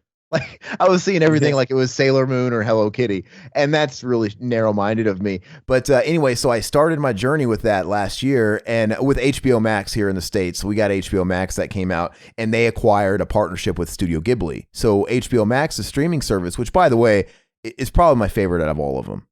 They're doing it right, man. I find myself watching HBO Max probably more than any of them. But they have all the Warner Brothers movies, and they have all the Ghibli movies, for example. So I'm like, all right, well, let's do it. And the lady likes that stuff. So I'm like, okay, I'll sit down and watch some of these. And so I went through all the Miyazaki written and directed Studio Ghibli movies first. And I just was blown away because they were all consistently great. And and bonkers insane as well. Like the craziness of some of the concepts. yeah, It's just, outer worldly. Like I just kind of want to see or be a fly on the wall to the executives who have to listen to him pitch some of those ideas. Because I can tell you, I've been in rooms where I've had to pitch some outlandish stuff, and like I always get like, what's wrong with this guy kind of look on their faces. And I'm not even, I'm beige compared to some of these guys. You know what I mean? I mean, how do you pitch something like Perfect Blue or Paprika, like? And then try and make them understand and buy into it, because I mean, this stuff ain't cheap to make. With There's the a lot studio of people working on it. Yeah, with the Studio Ghibli stuff, I mean, from me as an outsider, it seems like Ghibli is the equivalent to Walt Disney in Japan. I mean, that's not really fair because Disney is Disney in Japan. Disney's Disney. But like they're real big, and it's like they have this dynasty of an animation studio, and Miyazaki's almost like a figure like Walt Disney, but they're like Disney in the sense that there is a massive production to these animated films, like, and they look gorgeous, but they have their own style, and they delve with more adult themes than Disney, right? I mean, they have something for everybody. There's some of them that on the surface seem a little bit more geared towards kids, but there's still tones that adults can alike. But then you can watch something like Howl's Moving Castle. That's a little bit more. It's a little bit more layered. I think Spirited Away. You look at the poster for Spirited Away, and I could see a million kids be like, "Oh, I want to see it," because it's got a little girl on there. She's cute. It looks like a kid's movie. Spirited Away is probably my favorite. If you put a gun to my head, that one's on crack. It's nuts. It's a fantasy, but dude, there is some visuals in that are downright creepy. If I was a kid, like, what the fuck is this? But so it started there, and I was like, it was with those movies. I'm like, wait a second. So these aren't like Sailor Moon at all. These are not quote unquote anime. These are real stories and real features that just happen to be animated. Like they really are. Like a lot of those types of movies that are good. And also I find out, wow, America and the West, we just rip off Japan so much because like, wow, these could be live action features, and they are, because you learn that we've ripped them off so many times, which you'll see in Perfect Blue, I think, by the time you're done with it as well. But and it's a testament to the story building they do. So, and then I started there, and then I started going for the sort of the elementary school, like gateway drugs for people that are into anime. So like if anybody is listening to this right now that's like a hardcore anime guy, you might laugh at me like, you're a noob.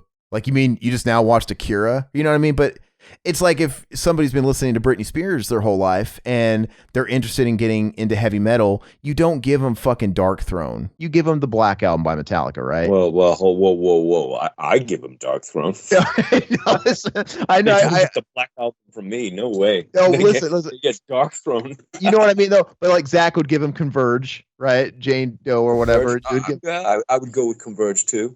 But listen, no. You might want to give them Dark Throne, but if you want them to be into the genre, you don't give somebody who's listened to Britney Spears their whole life Dark Throne, because they're gonna be like, "What the fuck is this?" and they're gonna be turned off. You ease them in like a big cock with lube. So you give them the accessible stuff. I gotta be honest with you. I guess I'm just not as gentle as you, Aaron, because I brought my girlfriend first date to a Napalm Death concert, and to be honest, I mean, we're Irish, so we're not even like the cool gigs like what you guys have in America. It was just a bunch of beardy men banging their heads, and we didn't even talk. It's Napalm Death. You can't hear anybody anyway. And yeah, no, that when you're gonna go hard, you got to go hard, dude. There's no, you got to smash through everything. And Napalm Death was definitely, of course, I will point out as a side note that did not improve our relationship any, but I certainly felt that the date went well. But it was selfish. It was for you. It was more for you. Was that what were you gonna say? I was gonna say, like, whenever we were deciding, like, oh, should we do, Cinema Enema or whatever? I was gonna say, like, oh, we could pitch like the idea to do like a commentary for like fucking Lords of Chaos or something. I love Lords of Chaos. I love it, man. I love. I think myself and you, Aaron, are the only people who actually like that movie, because don't get me wrong, I'm deep into black metal, right? That's my thing. And the thing is like I know a lot of the history and all of that stuff, but it's I think to I be wasn't made fun looking of. at it Come on. critically. I mean, I thought it was hilarious. I loved it. I thought it was so enjoyable. I mean, they made Varg look a little bit lame, but they I mean, all looked like wieners. It made them all. So. It made them all look like what they were. A bunch of fucking kids like playing Dungeons and Dragons in their backyard. I liked it too. It was just a fun. Like, yeah, you kind of ignore the little things you could pick apart. Like, oh, they all have like Midwest American accents. This doesn't make sense, and stuff like that. But you don't even care because the movie's so enjoyable. It's just a fun movie. It is a really fun movie, and that's the thing. If it's not going to be accurate to what happened there. But if you just take it as an interpretation with a little bit of embellishment, it's great. I really thought it was fun. I watched it with my brother, and we both used to subscribe to Varg's channel on YouTube, and just to hear him like do his karate or talk absolute rubbish. And it was just, for me, it was entertaining, and to watch the movie. And the irony of the guy's absolutely super racist. And the guy who they hired to be Varg was a guy whose last name I think was Cohen. So I was like, oh my God. You got a Jew to play him, right? A Jewish person. Yeah, which, I mean, look. Yeah, that's funny. I'm not racist in any front. I you know what I mean? But Varg, the guy does not like Jewish people, right? Fair enough. And the director and him apparently had like a big beef because he's quite pretentious. And I mean, he's been to jail, he's murdered people, he's a different kind of person. And the director of that movie he's a music videos guy who's made Jonas Ackerland. Yeah, Jonas Ackerland. So, he's a great director and he shoots amazing music videos and stuff. And like the guy's a creative, and you can't deal with a guy like that who's going to tell you to fuck off because you didn't read the book right, and this is that and this. I mean, come on. Casting a Jewish man as Varg is brilliant. I think it's everything about it. And the worst thing is he's actually really good as well. I really liked him. Great casting choice. I mean, apart from the fact that he was a little on the squidgy side, because Varg is like a pencil. Yeah, he was kind of pudgy. They got this kind of podgy guy, which was fair, and he did a good job. Like I really liked him. He was one of the better characters in it.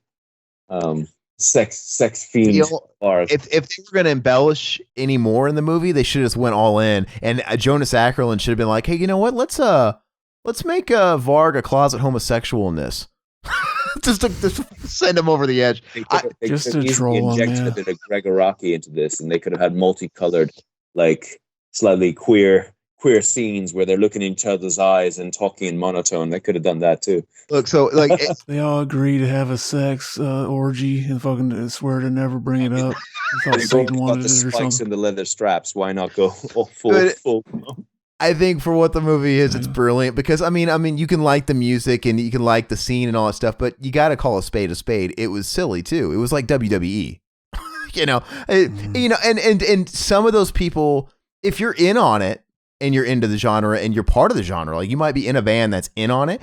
That's respectable. But like the thing is some of those guys took it so seriously, which is what's so funny, right? You just want to go up to like that's the problem. Aaron, is like, I mean, in the end, don't get me wrong, right? I'm a guy who loves this shit. I have all this stuff at home, and that's been my thing. But I'm not a guy who sits there wearing makeup myself, right? I don't put corpse paint on. I don't make long song titles about dungeons and all sorts of shit. You know what I mean? That's just not how I roll. And it is all very silly. It is really, it is kind of geeky, right? Like, you just want to go up to him, like someone like Varg, who's too serious for his own good, and just like pull his pants down in a public place or something. Well, I would never do such a thing because I've seen him do karate on YouTube. Oh yeah. I would feel that I could possibly get hurt. Hey, So Zach, who would win in that's a a very dangerous front kick. yeah? Who would win in a karate match? Our boy Corey G or or Vard, Zach? Fucking, I don't know. Corey G, he's got the tools. He's got the got tools. all those like swords and ninja stars he bought from Karate Mart. That's anyway. Yeah, so getting away from that, that would be a perfect movie to do with you sometime if you ever wanted to join us and just, Absolutely. I have all the time in the world for that movie. Because we what we do a lot of the times is weekly we do commentary. So we'll play the movie and then we'll just fucking riff on the movie, as it's, what a commentary is, and they're a blast. So we should, what, Pat likes the movie. Our buddy Pat, who people on the podcast know Pat because Bring he's him on it. Thing is, he's very knowledgeable as well. Like our friend Pat is this guy. I call him Wikipedia because he's basically the Wikipedia of like anything extreme. He's Ask Jeeves. And so we regularly have like messages between me and Aaron and our friend Pat. And basically I hate to say it, Aaron, but it's Pat's group and my group because we just send bands that you're never gonna like. These obscure things that only have cassette tapes. But there's some shitty dungeon recording in that's mono. only available for order on Bandcamp. Only on Bandcamp, yeah. No, well, the thing is Pat knows me and you know me. Like you guys will even sort of like preface the message. Aaron, ignore Randal. You will like this, like because Pat knows what I like. I like Sonics. I'm all about the riff, man. So I love Sepultura. I can there's genres that I lean towards, and I'll even get down on the Converge stuff too. Like that's fine as long as there's a riff. But Pat really likes that recorded from the bottom of a toilet bowl, like. Yeah, and it's just like ambient, like you chamber. Always know. You can always see it because I play a lot of my music, my digital music. I play it off Room, so I get the sound wave. Like I look at the sound wave. I can always look at it and go, "Yep, that's really bottom of the barrel black metal," because it's just a sausage of this complete compression. There's no dynamic. It's not even in front. They're not even mixed forward. They're mixed at the back. So it might as well just be an ambient keyboard. But I gotta say, I can't help it. I love it, man. I spend all my money buying obscure black metal T-shirts and CDs, particularly CDs. And with ridiculous names, and they all look the same, dude. Every black metal cover I buy looks the exact same.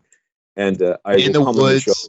It's a reverse negative in the woods with some guy holding a sword in the dirt. Yeah, basically, my phone can make that very image. I actually thought I should just do that as my profile picture because myself and Pat would probably be, but I think it would be a little bit too goofy. I don't think I could. You got to have a trio of high school best friends wearing really bad corpse paint, standing in their backyard at Christmas time in Michigan like it's permafrost and throwing their hands in the air.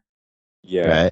Right? I mean, no. And the thing is I like some of the music. Like it doesn't really have anything to do with the music. I mean, dude, fucking Burbs is shit, right? It's not all good, but no, like so even hard. You're so even hard. Dark Throne is Dark. Oh god, Dark Throne is good. There's good stuff, but I'm just like a stickler for Sonics, and some people love it. It's just like people who love really old shitty VHS movies that were shot on a camcorder. Zach loves these movies, these schizophrenic movies. And they are kind of brilliant. They are kind of great. But there's people that like that like music, that like the shittier the better. And for me, I'm somebody that thinks audio peaked somewhere in the early 90s before things got too digital. Like it was still recorded to tape, but we had maxed out that technology. So when you hear, like I said, man, you could listen to Chaos AD. Fucking sounds great. Right. It has nothing to do with the music. Just give me Sonics, man. I got to have a riff, man. Or something. I get it because I mean, like that's the only thing. It's not catchy. It's not got a hook a lot of the time. Those kind of bands, and like you want some decent chuggy riffs, and you want some decent beat downs, and perhaps some audible vocals, and also the way things are. The problem. I mean, I'm a guy. You've been to my house. You've seen the kind of money I spend on hi-fi. To people who don't know me, I am that guy who's there with the middle-aged men who change cables for an extortionate amount of money. And I have a giant hi-fi system with like 20 shelves full of things with lights on it. And, reclocking and redoing all that stuff just so I can have that extra 5% better sound. And then he listens to fucking toilet me. he spends a normal person's life savings on his sound system to listen to Burbs. And to me, I think that's awesome. I love it. I love it. And the worst thing is I go to like these audio fairs and people are like, oh, do you want to play a piece of your music so you can hear what it sounds like? I'm like, no, I won't do that to like the middle-aged people who are here. And, because everybody else there is like bald, and is like probably works at a bank. And there's me who walks around in big Doc Marten boots and leather jacket. And I never grew up out of being like 20. And then they make me put on my music, and then I can just empty an entire room. Like it's the worst. And I get sort of embarrassed because all these old people, and they're all like dads, and they all got like they all drive nice cars, and I'm there, and I'm like, oh, I'm so alone here. Because none of my friends, they're all listening to Spotify, and they don't even know what high res audio is.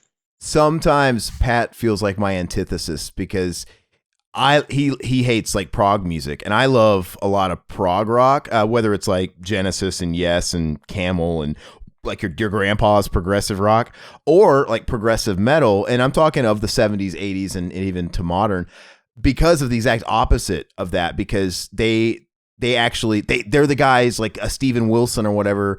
These guys put out like the ultra surround sound mixes of their albums, right? Because they sound immersive. It's totally ass backwards. So if you're somebody with a system like you and that's into the latest and greatest of that stuff, those are the musicians that'll do that. And you could just sort of fucking, I mean, you haven't lived if you haven't like just sat in a chair and listened to like, a King Crimson album, and you're hearing like a million different instruments at once that you never knew existed. You know what I mean? Like that's kind of geeky, but it's two sides of the spectrum. But I totally get it. That's why, because that's my argument for all this stuff. It's the same with movies. Like, there's a reason I go for the 4K, and it's like a lot of people, they got shitty TVs. They're not going to notice the difference. But for me, and it's the same reason why I spend as much money as I do on both audio and video. There's something about watching something or listening to music where you get closer to what was intended. Right? With music, you feel closer to the music. You're hearing things like timbre that you wouldn't hear on a boombox. And with movies, it's the same. I want to get the 4K because I want to be closer to the original idea of what the filmmaker wanted. Because the biggest problem that I had with VHS and even DVD is there's such a difference between what was filmed, what was graded, to what I'm watching. I'm losing the detail in the blacks. There's the definition between things is poor. The sound is shitty because it's stereo and not. You know what? Something that I found out kind of recently that really blew my mind is like, remember the Matrix, how it's kind of known for having that green tinge to it? Apparently, like, that wasn't even the original like version in theaters, and like that was something that happened like with like if you go back and get the original DVD, it's not like that. It's like stuff's green, but then like the tone of all the people in the movie are still very flesh colored. That blew my mind because it's like it's known for like that look, and it's just like fucking. Actually, that was something that was added later on whenever it was kind of redone, and it's like it's fucking weird to think about. Yeah, and that's the thing, right? It's also like when you're doing compressions, and we do this a lot in art, and when you're grading stuff, things do change. And in the old days, when you used to do grading, you used to go around televisions to see what it looked like. Now, obviously, when you got into higher grade equipment, you were using stuff like color calibrated stuff that cost an absolute one of those in my studio here. But it was mad money to get, and it's only like a 23-inch. But it's a reference monitor, and it costs a fortune. But the problem is, right, that those green tones, I mean, that's often when they grade stuff, the color tones, there's not enough variety in the color tones, especially with compression. And that's the other thing is when you process things, things look different and they come out different. And one of the biggest things I was worried about when my movie was coming out was, what is it going to look like in SD? Are they going to am I going to lose like huge quantities of color? Are different layers of color, are they going to get smushed together? Which I think is what happened with the Matrix.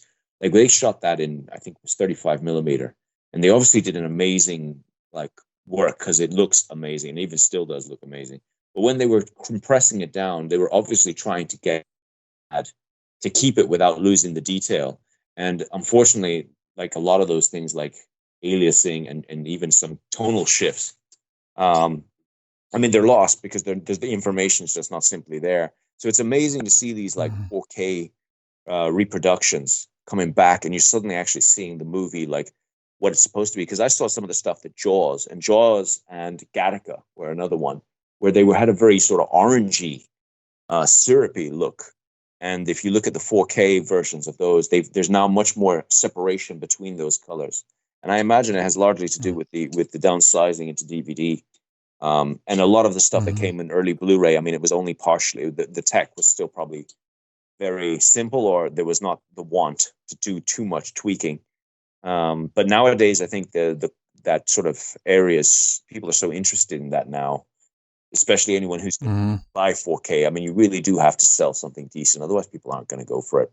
You know, in the time where everybody can stream everything, I mean, they're relying on physical sales. They have to sell them something, and what they're selling them is quality. Yeah. Some people live by going to thrift stores and watching an old VHS of Jaws. I want to see a movie like that look as good as it can. I'm all about, you know, the latest and greatest of that stuff. I want to see, even if it kind of reveals how the sausage was made and you start seeing puppet strings. I enjoy that personally.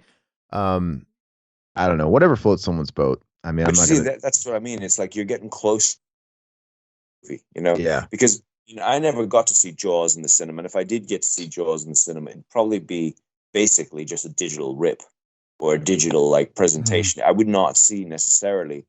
I mean, I would really get excited if I was going to see a true 35 millimeter print of it, because it will look different. Like, and I'm someone who is sensitive to that, so I will notice. That's why we have an art house cinema here in Ireland that I go to, and whenever I get a chance, and the programmer of the cinema is a friend of mine, and I always call him up and ask him are they showing a 35 millimeter print, or is it just the 2K digital thing? And often he'll say, no, we're doing a 35 millimeter for this one, so you better come down. And, you know, those are always the best, is to watch stuff like that. Because, you know, when you, especially, I saw a while back, Night of the Hunter, 35 millimeter. That was great. Oh my God. You know that movie? No. Zax, you know it? I haven't seen it either. Robert Mitchum plays this badass preacher who's basically this bad dude, right? He's got love-hate tattooed on his hands, right? So, and this we're talking about the 50s here. And he basically, his partner ripped him off, and he goes to their family to like try and squeeze the money that he got ripped off out of them. And he kind of embeds himself into the life of the wife and basically becomes part of the family. Meanwhile, he's just out there to get the money. And it's fantastic. It's super dark. You need to watch it, fellas. It's really sort of film noirish. I added it to my watch list. Yeah, I just did it too. Because now classic Hollywood is my thing, right? That's my football. I love this kind of like black and white 50s thing. That's, to anyone who doesn't know me, that's my football. Yeah. And the 35 millimeter talk and stuff, yeah, that is different than what I was referring to. Like, some people just love, like, some people grew up with a copy of E.T. that was recorded off TV, like a 7th generation VHS record, right? Where it just looks degraded and degraded and degraded. Some people, it seems like the shittier the better. But no, that would be a trip. I wish we had a theater like that out here. I mean, maybe we do, and I just haven't looked. You don't see it very often because they are hard to get nowadays. Yeah. But every so often they do a presentation. But it's easier because, again, Ireland's a small place, so we have some archives and stuff like that, and they do get, every so often they bring films from the past, and they do get good prints back. And it is just exciting because it does look different. And it's not that it looks better or worse. It just has a feel to it that is different. Mm-hmm. But I mean, it's kind of, I suppose, where we all came from, isn't it? Yeah.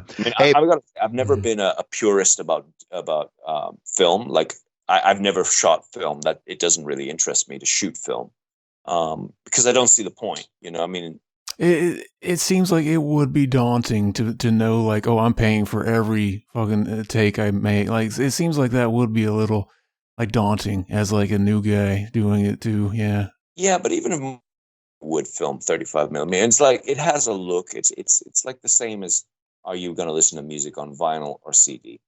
It's like CD for me is still very convenient. I prefer the sound generally. I mean, yeah, a good vinyl is still like unmatched, but the truth of the matter is, it's not the perfect format. I mean, and just like film, there's a lot more risk involved, but also the fact is, for bang for a buck, it's very convenient to shoot digital. Like, you know, and it's the same with you know, and even if money was no object, I don't think I would choose to shoot 35 millimeter, other than to maybe just try it. But I mean, look, it's like a band going in the studio and be like, hey, you know what? Let's not record on Pro Tools and let's cut the tape. Why? It's like, look, you can use Pro Tools and let it be your friend. You don't abuse it like everybody does. You abuse the auto tunes and you abuse Pro Tools and you end up just with a copy paste hack job. You can use Pro Tools and still, you know what I mean? Like, do the work and it be good. It's just people take that shit too far and they kind of. It's probably just them wanting to put a limitation on, like, let's see how we were within this limitation or something. Because then, like, oh, now there's only so many times we can overdub shit and stuff like that, I think, with tape. You're right. There's a lot of classic records where there's, like, little Easter eggs that are left in. Like, you can hear literally people coming in and out of the studio. You'll hear door slams if you're listening to a really good, like, set of phones. I mean, there's, like, a lot of cool, or, like, takes that aren't perfect, or little happy accidents in a guitar solo or something, or maybe the drummer's a little off the beat. Yeah, I'd imagine if those records were made today, and some of those are classic records, they would never settle for that, because they can just go delete. All right, do it again, or copy paste it, or just auto align the drums or something, right? Just fix something. And it sucks. I mean, I don't think people should live in the past. I think it's kind of cringy when we have like this, as much as I like some of like the Ty West movies and stuff like that, and House of the Devil, as much as I like a lot of that stuff, and even like there's a whole trend of bands going for the retro chic vibe, right? There's a lot of bands that are trying to be Black Sabbath and have records that sound like they came out in 1971 or whatever. That's cool and all, but like part of me's like, guys, how about we just work on making good music for the time? Like I love Black Sabbath and I like shit from the 70s, but it exists. Right? I mean, like, just work on making our time period better. Like, I get it. You maybe want to distance yourself from what everybody's doing and how shitty, like, stuff is gotten, but don't use stuff as a crutch and just change the game a little bit. I don't know. I would never want to do that. I would never want to make a record that sounds like Paranoid. I take it you don't like the movies of Rob Zombie and probably Tarantino as well? No. So I don't like Rob Zombie's movies. You know this. Yeah, no, that's one. I could go on up. I like Tarantino. Tarantino makes genre homages, but I don't know. He's kind of an exception, I guess. I mean, I like period pieces. Yeah, it's not really quite the same. I mean, like, dude, there's bands like Uncle Acid and the Deadbeats or Witchcraft or something like that. And actually, I like the records those bands put out, but they make them purposely to sound like they came out in 1970, right? And you could shuffle them in with a playlist of Black Sabbath or Witchfinder General or whatever, and they're going to blend right in. And somebody that wasn't of the wiser, they're going to assume that came out in 1972.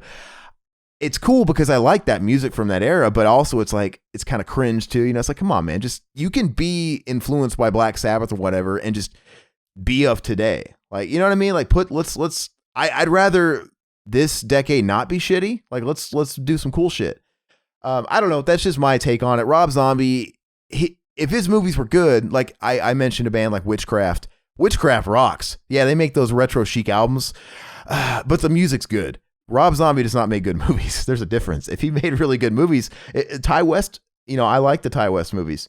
So he gets half a pass, right? I just kind of am nitpicking like some of that. So how do you feel about Rob Zombie doing the Munsters?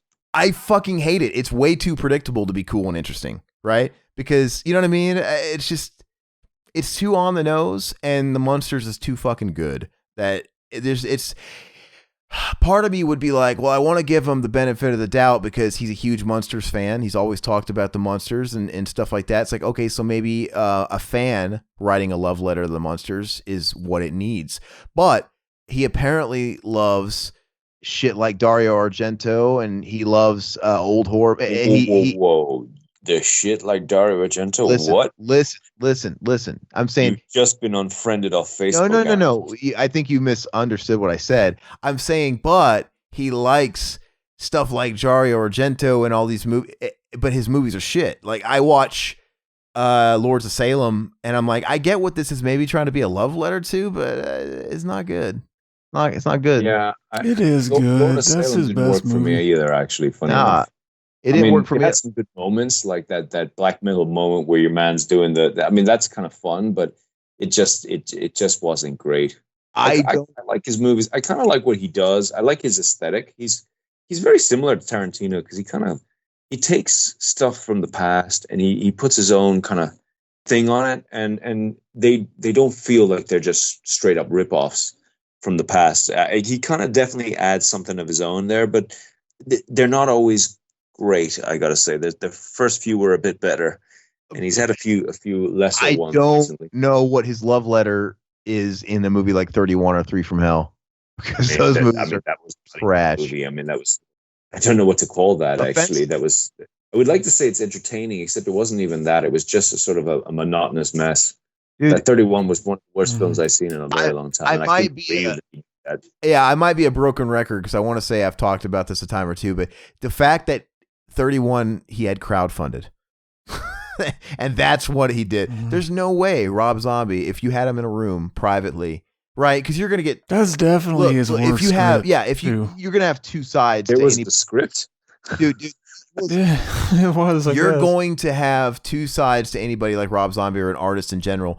You're going to have the one guy that's going to say the shit in the press, and then you're going to get Rob Zombie in a room alone as a bro and be like, "Come on, man, you don't like that movie, do you?" Like he's going to be like, "That's fucking dog shit." Like you just rushed. Is that why? Is that why he's like? That's why I crowdfunded it, because it's my worst script. I didn't want to use my money. Yeah. Well, I mean, he couldn't get funding right from a studio, so he goes to crowdsource.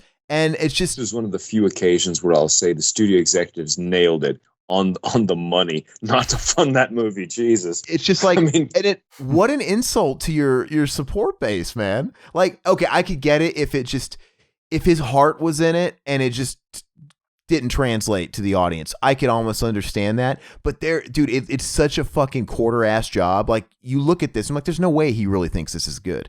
This is so shitty. Like there's no way. You know what I mean? If he tries to say he's proud of it, he's lying through his teeth. It's clearly that one's clearly like, come on, this is not. I just don't get it. This is not a good movie, and he knows it. And there's no one to. The only people he pissed off was his fan base, the people that paid for it. So I don't know, but yeah, we'll see how he does with the monsters. I can't wait. I'm very hopeful for the monsters. I'm kind of glad that it's him doing it because at least I know the aesthetic will be right. They're not going to be all animated or whatever like they probably would have done if somebody else had made it. So he's kind of funny. He knows how to write. So I guess, and he's a smart guy. So I'd say he could probably turn it around. He certainly loves the material. So I think it'll be the closest thing to honest. Wife's going to play Lily. It's funny because he announced it.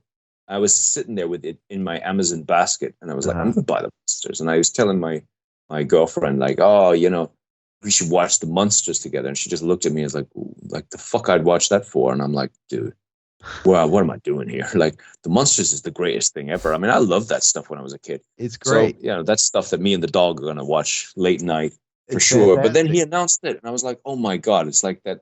My mind was synced. And I was like, now there's going to be a movie and that's going to be fantastic. Maybe there'll be 2 movies. I mean, you can't, the only thing is if he does bad casting. Oh, well, we know. He doesn't even have to reveal the cast because he's like the only director what his cast is going to be. Sid Haig. Sid Haig is Grandpa Munster. Oh, wait. He can't. Oh, yeah. He's dead. But Sherry Moon Zombie. You're going to have Sherry Moon Zombie playing Lily. I don't know who Bill Moseley's going to play. He's going to play somebody. She can pull it off. She works for me. I kind of like her. I never hated her either. I think she's fine. Yeah, I don't know. Like I said, maybe curiosity will get the best of me. But who knows? Maybe he'll be able to do a little better since he's working with source material and it's not just like an idea he's conceived. Because I think he's tapped on that. I mean, he even took his only decent idea and made a terrible sequel, right? From the franchise that he created that was working for him with a lot of people. Are you talking about the Devil's Rejects? I'm talking about Three from Hell. Yeah, like that was. Well, yeah, no, well, that was another terrible. I forgot about that film. It was. I think horrible. it was so traumatized after watching that film. It sort of just removed itself out of my brain. I don't know which one's worse, that or 31. They're both very, very, very bad. I mean, I would say that they complement themselves in the steaming cesspool that is cinema hell. But anywho, I want to talk before we take up too much time about what we've been watching, but I have to say something really quick. It's kind of backtracking to the music thing because I thought about it when you guys were talking about 35 millimeter and stuff. I don't want people out there to think that there's a difference between liking Sonics and it sounding pretty. Like, you know that record you turned me on to, Wolf King? Right? Oh, yeah. Man. I love that fucking record, and that's not a pretty sounding record. That record sounds like a lot. When I listen to that on a good speed, dude, I just listen to it in my car even, and it sounds like I'm in a club. Like it sounds like the band is playing in a club, and I'm just like right by the soundboard, and I'm just like right dead center in the venue. Like that is a good sounding record, and it's still raw. You know what I mean? It's not pretty. I mean, it's abrasively rough. I love it. Yeah. It's anyone who's like into heavy shit, dude, check out the Wolf King. It's guitar based drum. It's like, and like I said, it's very much, it's like you're in the club. So it's like, you know, you got left channel bass, right channel guitar. The fucking singer's got the reverb on his vocal, but it sounds like in a good way. It sounds like you're at a live gig, and it's just abrasive. So yeah, raw isn't bad. So don't make mistakes of what I was talking about when it comes to like good versus bad sounding. But anyway, Zach, I want to pull it over to you. We're just going to talk about it really quick. We're going to name off a few notable things we've seen lately and just kind of riff on them before we kind of close out this segment. Is that cool, Randall? Yeah, man. Starting with Zach. Zach, just name off what you've seen lately. I watched a classic to a lot of people. Jeff Bridges is a computer hacker. He's abducted into a digital world and forced to participate in gladiatorial games where his only chance of escape is with the help of a heroic security program. I watched Tron, baby. Never seen Tron, to be honest with you. I've never seen it. I did not like it at all. It doesn't look good to me. I gave it a 4 out of 10. 4 out of 10. Have you seen Tron, Randall? Yeah, man. Back in the day, you like it? I liked it. I mean, they made a remake sequel or like Tron 2000 or something like that. It had Legacy. I'm in Tron Legacy. Stuff, so I kind of like that. 10. I mean, it didn't age well, I guess.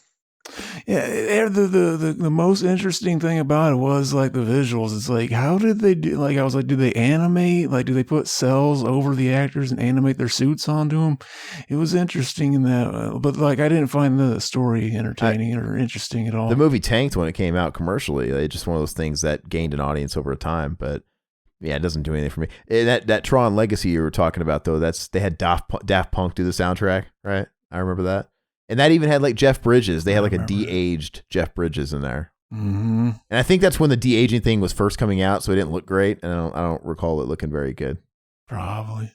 See, I was wondering why don't like these all these big like companies like take advantage of this deep fake technology. Imagine like new comedies coming out where they're just like the new like the South Park guys. They're doing that fucking like that deep fake show on YouTube with like a bunch of like imagine if they did like Team America World Police 2 where like it's a bunch of fucking powerful people do funny shit happening, and that'd be donk. Yeah, I mean, I don't know. They probably gotta pay for their likeness. We need to bring back this punk rock idea of like it's all fucking fair use, buddy. I'm gonna use your likeness. I'm gonna make you say funny shit in my movie.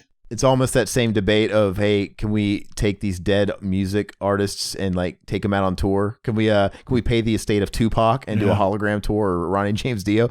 I mean, it would be like us saying, hey, you guys want to go check out that new Sam Kinison movie this weekend? Like, what? Exactly. You know, I'm down for a new thinking. I want to go see Gigi Allen and the Murder Junkies in fucking a pure HD fucking holograph shit throwing goodness. There you go. What else? We'll let you finish up, Zach, and we'll just kind of take turns. That's how we'll do it. Here's one we could probably all chime in. I'm sure we've all seen it, and it's probably been long enough to where we can get into spoilers. I watched The Conjuring. The Devil Made Me Do It. Yeah. They That's the new one, right? Yeah, they progressively have gotten worse. Like, I like the first Conjuring, right? I don't know if the first Conjuring was like an 8. Conjuring 2 was probably a 7, and this one's probably like a 5. It's just it's a take or leave it movie. I mean, it's not as bad as like most of those Annabelle spinoffs, but it's starting to blur the line a little bit.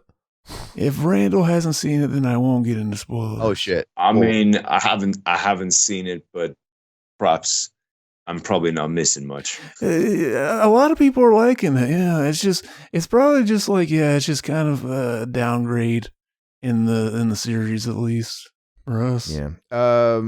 Yeah, pass. It's just getting a little tired too, but it's the first one James Wan didn't direct and write. I noticed. Yeah. Well, those Annabelle movies, that first one was terrible, and then the second one was not good, but it was like a little better. And then that last one, Creation or Come, I don't remember what it's called, but the last one, that one was the best of the 3. And when you're comparing them, it was just fine. It was just like a 5 out of 10. Yeah, when you're comparing them to the Annabelle spinoffs, it was like, oh, well, this is great, but but not really. It's just compared to what you're putting it up against. This in the Conjuring movies were always better. This new Conjuring movie is like kind of blurring the line with the best Annabelle movie. So like now they're meeting. It seems obvious that the thing that makes it work is James Wan. Yeah. All right, what's next? I watched Pale Rider from 1985. Hell yeah, man. I saw on your letterbox that you're gaining a little bit of an appreciation for Westerns finally. Randall, he's been shitting on Westerns, and he says he's not a fan, and I'm a big Western guy, and I'm converting him. I'm converting him. So talk to us about that. Good work, man. The Westerns are the best. I love them. I wish it's funny because I keep saying Hollywood every 5 years or so they attempt to try and bring Westerns back, because somebody always comes out with a Western every handful of years and then it never does anything. But I wish Westerns would come back. Sorry. I never got into them as a kid. They were always like something to put on if I wanted to like fall asleep as a kid. But and then I just kind of kept that mentality until we started doing we did one. And I had him watch Unforgiven, for a podcast, and I'm like, watch Unforgiven. To me, Unforgiven's a very palatable movie. Like, it's not too old. It came out just at the turn of the 90s. Anybody should be able to appreciate this, and it's really good. And I remember, what did you say? Like, that's your grandpa's movie. Like, it actually happened. Like, it was just a coincidence, but you recommended we do that. Like, after I started watching, the first, I started watching the Man with No Name trilogy. And I was like, I liked the first 2. And then we got into that one. And I was referring to them as dad movies. These are dad movies. To be fair, they are kind of dad movies, but I mean, That's not a bad thing. So talked about the Pale Rider. What did you think about all the parallels and religious undertones of it? I enjoyed it. I gave it a 7 out of 10. Was it just a coincidence? Because it starts out with the girl praying that somebody comes and saves the ranch. And then he just stumbles in, and it's like, and he's a preacher and stuff. It's like, was he sent? Was it just coincidence? And he comes in on the white horse, man. It's just like, exactly. Yeah, it's cool because it's a really contained story, right? It really, like I think a lot of Westerns are, but it's pretty much, I don't know, on the skin of it, you kind of seen it before, right? It's a small little mining town with these people moving in, trying to take over and take we've seen that before. And there's like a guy that's got to save the day, but just this figure of hope, or even the angel of death, however you want to look at his character, right? It's pretty cool. It's funny that I didn't get into Westerns, because most of the time they're like revenge stories, and I always liked revenge stories. I don't know what took me so long. Yeah. Cool. Well, I'm glad you're coming around. What else? I watched Billie Eilish, The World's a Little Blurry, from 2021. Okay, I probably won't be watching that, but how was it? Yeah, you're alone on that one. Documentary. It showed up. I was like, fucking, you know what? I don't want to follow a story. I'm kind of in the mood for a documentary, and whatever. She makes this the teeny bopper music, but there's one song I've heard, and I was like, yeah, I can see the talent. And let me ask you something, Zach. I mean, what's her deal? Does she have some damage, or what do you watch for 90 minutes of documentary? I mean, for 90 minutes. If the documentary was 90 minutes, it would have been a 7 out of 10. But because it gets 90 minutes in, and then decides that it's just going to keep going for another almost 90 minutes. I'm like, fucking, Really? this What is is she, like 15 or something? Or 12 or how? She's 19 now, How old but is she? She's like barely lived that long to be having her own a documentary. 3-hour documentary is what you're saying? exactly. Like, I gotta say though, like, yeah, fucking, I was kind of like, I kind of longed for the relationship that she has with her brother, because like growing up, there's always sibling rivalry, and like if your little sister gets into shit you're into, there's like a weird get away, stop copying me. But like they just embraced it and they just started writing music together. I was like, man, I wish I was that dank to fucking just to do that as a kid. Fucking that would have been cool. Admittedly, I was like that, and now I look back, and I was very possessive of like my CD collection, right? And then my little brother was very interested in all of it too, and he used to like sneak my stuff when because he would be home before I was. I remember one time, man, I came home and I opened the bedroom, and I had caught him red-handed listening to my Walkman and listening to my like Around the Fur Deftones CD or something. And he just looked like a deer caught in headlights, and he was so scared, like I was gonna hurt him or something. But I feel bad, like, man, I was an asshole, man. Why did we do that? Like he had to listen to it in private too, like in headphones, like he's Anne Frank hiding in a basement, like I'm a Nazi. Like I feel terrible, man. I really feel bad. Yeah, there's like a weird hierarchy you want to establish with your younger siblings. Like fucking, it's weird. Like if only we could have just not did that and bonded over shit like that. Like I ended up giving the documentary 5 out of 10 because it went on an entire movie's worth longer than it should have. Yeah, that's usually the killer of anything, is just overstaying its welcome too. Rock on. Well, anything else of note? Keep it going.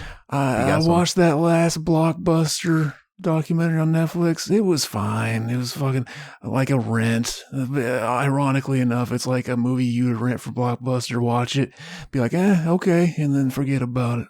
Like, yeah. Oh, a documentary? Yeah, the last Blockbuster? I didn't really like it. Like, people were like, oh, fuck Blockbuster. Like Lloyd Kaufman shows up and he's like, fuck Blockbuster. They talk about Lloyd Kaufman as if he's a fucking bitter old man. Like, oh, he shows up and talks shit about this Blockbuster company that we're doing a documentary because we all like Blockbuster. It's like, I don't really, like, I never cared about Blockbuster. It's just the reminiscing about VHS and just going to any video store is kind of what it worked for on a level for me. And like, yeah, fucking, I enjoyed it for what it was. Never watched it again though, probably. I mean, Blockbuster Video was the Walmart of video rental stores. Like everybody has this fond memory of it now, but it's like back then you'd walk into Blockbuster and it would be 90% of the hottest new release, right? Just a wall of it. And you could find like horror and stuff like that, but it was just like, oh wow, there's 500 copies to rent of Batman 89 or whatever. But it was still all about the mom and pop shop, man, rental stores. Those were great. And Lloyd Kaufman actually had a really good reason to hate Blockbuster. They did blacklist his fucking movies, but like he's kind of looked at as like this bitter old man that's just like, fuck him, and then they just move on from him. That's funny. And then I saw you talked about that Mare of Easttown. I liked it.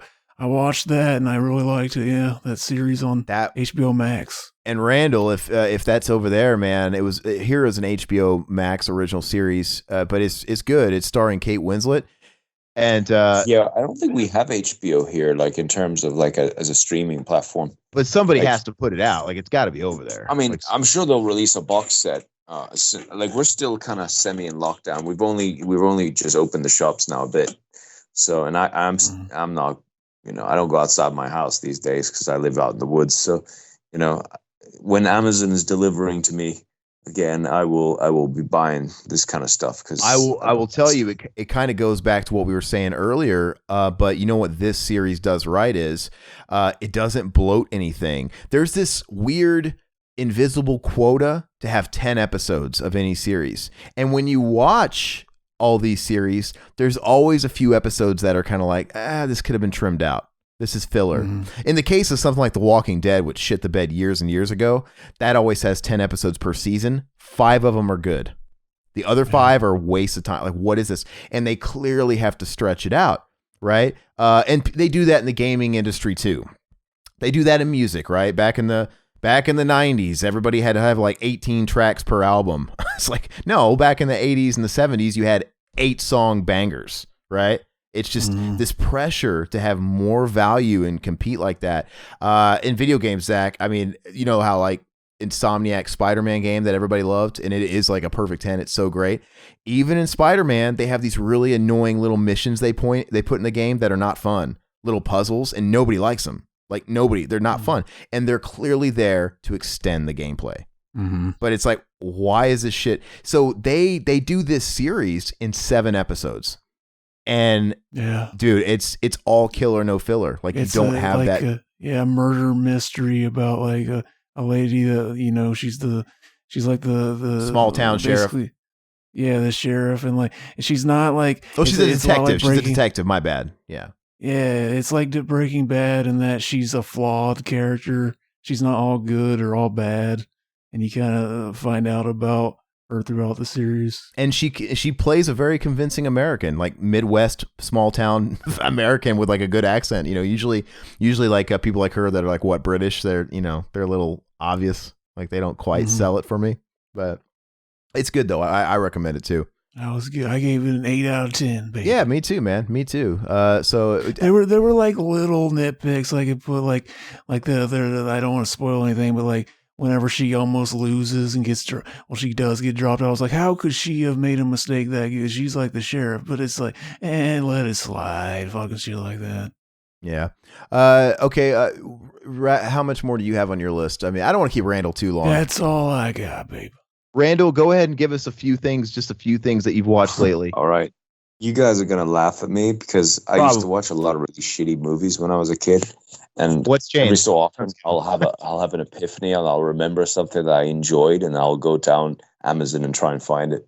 And in this particular case, I bought this DVD of eBay because I'm kind of at war with Amazon at the moment because since Brexit, like they're now charging you extra to get stuff delivered to Ireland. So I'm like, fuck you guys. I'm going to eBay. So I'm with eBay at the moment. So, but I bought a copy of Joe's Apartment. Do you remember that movie? I just rewatched that movie not too long ago. Oh God, you know, it's such schlock, but I ended up like it was just so ridiculous. And I was thinking to myself, it's like MTV had it really going back then because they had these like insane films, and they had Beavis and Butthead, right? And now, just to give you guys a bit of weight, I love Beavis and Butthead so much that my dogs are called Beavis and Butthead. They are. Right? Butthead's a girl. Butthead's a girl. Yeah, too. Butthead's my favorite. Yeah. They're bringing that back. It's coming out on the Paramount Plus. I know. I literally did a goddamn handstand in happiness because the last season was like terrific. Like I laughed my ass off. I liked that too. That revival, yeah. Oh, it was great, and the fact that they're such square because like everything's become like so different, and they're sort of sitting there watching like all those trashy like shows like Jersey Shore. It was the best. I loved it, and it still holds up, dude. It still holds up. The irony is they're the dumb guys watching the show that they seem smarter than the people they're watching on Jersey Shore. Like the fucking real life dumb people have gotten dumber than the fucking jokey dumb people from the 90s. Yeah, and I heard a rumor that Mike Judge was talking about bringing. Now, if they do that, then I'll actually do star jumps for like King of the Hill of the day. Is so good. It's tops. No, you know, that's been talked about for a while, and I think he finally kind of put the lid on it, saying it's not going to happen. But they were talking about it because he was the plan was. I think they had like offered him like when revivals were really hip in the last handful of years, and they came to him and he was saying the only way I would do King of the Hill is if, you know, we treat it like a sitcom like we did, and if all this time's passed, I want Bobby to be older, and I was on board. Like Bobby, because they already played all the problems Bobby of a kid of his age could have after 11 years. So it's like, I want Bobby to now be like in his early 20s or however old he would be. And, you know, I want to see those problems now. And you could still have Hank and everybody. And who knows, maybe Bobby's like a fuck up now. Maybe Hank was right, you know, that boy ain't right. And he amounted to nothing. I mean, you could have so much to work off of. No, dude, he's now a prop comic and he's going on his tour with fucking Carrot Top and fucking all the other prop comics. Yeah, but it could have been so great. And maybe they'll come around and do something with it. I hope they do because I love King of the Hill. I was a big lover of that. So anyway, going back, Joe's Apartment. Love this movie. Cockroaches. It was awesome. So I watched it again. Loved it. Bought it on DVD. I'm glad that the people at MTV are getting my money for that one. Oh yeah. You got to give a rating too. Don't forget your ratings on these. Oh yeah. Oh, sorry. 4. Definitely get a 4 out of 5. Oh, so in Letterbox that would be an 8 out of 10. That's damn good. Yeah, no, oh, come on. I'm sorry. Like, I am a lover of some schlock, and Joe's Apartment is. Let's just say that this could be a cult film that, in years to come, could be the Citizen Kane of the '90s. It was Amazing. What was the name of his band? Shit or something like that. Shit. His name. He's like, oh yeah, we got a new band. We're called Shit. That's a good band name. And then for the TV version, they had to do alternate takes where he's putting up all the flyers, and I think it just said like poo or something like that. So fucking, I saw some of that TV edit version. Yeah, That's funny. So that's great. And like, you know what? They had a couple of those kinds of movies come out, and there was some really weird ones back then as well. Like Freddy Got Fingered was another one. Don't get Zach started. Don't get Zach started on Freddy Got Fingered. Here we go. I used to get so high and watch that movie. Like, you know, I mean, I think when I was like, because I went to college, and basically college for me was, you know, a lot of bowls and a lot of pizza. And yeah, we'd always end up watching that. And I mean, the amount of times I saw Tom Green jack off the goddamn horse, like, it was just so weird. I mean, that's another one that I kind of really enjoyed. It's like the movies that were around went really out of fashion. They were just, I mean, it was the end of the 90s, like beginning of the 2000s. And those were big movies. Like there was another one that I saw called How High, right? Those were another. You're reading off Zach's greatest hits, dude. You have no idea. This is Zach's greatest hits. All right, How High? Method Man and Red Man. Continue. How High is actually one I never could like. I can never like it because I just felt like it just like they just ran out of ideas towards the end of it. But it was like Really? it's always fun to watch. Yeah, for some reason I could never like that one. Yeah, White Chicks is the crowned king of American humor. Like any European, like when I've traveled Europe and stuff like that. Dude, first of all, I went to Russia. You know, that's like the king of torrented movies. Russia. They torrented files and movies. And they all worshipped White Chicks. Like it was 1999 or whatever year it came out. And I'm talking, this is like in 2011. And they're just obsessed with White Chicks. Everybody I met was obsessed with White Chicks. And when they asked me, when they found out I was American, they'd be like, oh God, like they wanted to talk about White Chicks. I'm like, what the fuck? And, you know, I had a Russian immigrant American friend tell me, he's like, oh, well, you got to understand, White Chicks is like the epitome of what they consider American humor, and Russians are obsessed with American Hollywood culture. So I stumbled across fucking El Dorado for them. I don't know. I mean, but they love that shit. Russia must be loving Bad Trip. I used to love that movie too. I mean, like there was art house films and stuff. Like I watch a lot of like pretty pretentious shit. Most entertainment is entertainment. Soft yeah, spot for the real shit. Yeah. I suppose it sits well with my black metal collection as my copy of White Chick. I was gonna ask you, like, because you mentioned pretentious shit, like, and we were talking about Netflix movies. I was gonna mention, I was surprised that what's his name? Fuck, his name's escaping me now. Fucking Kaufman. I was surprised his new movie, not Lloyd Kaufman, but the Andy writer Kaufman. who did like Being John Malkovich and all those. He did. He's like I'm thinking of Ending Things. That movie came to Netflix. Did you check that out? Were you ever a fan of him? Charles Kaufman. I'm thinking of his name. He did that, really? Yeah, he did. I'm thinking of Ending Things. But I have to check that out. Yeah, like no, I missed that one.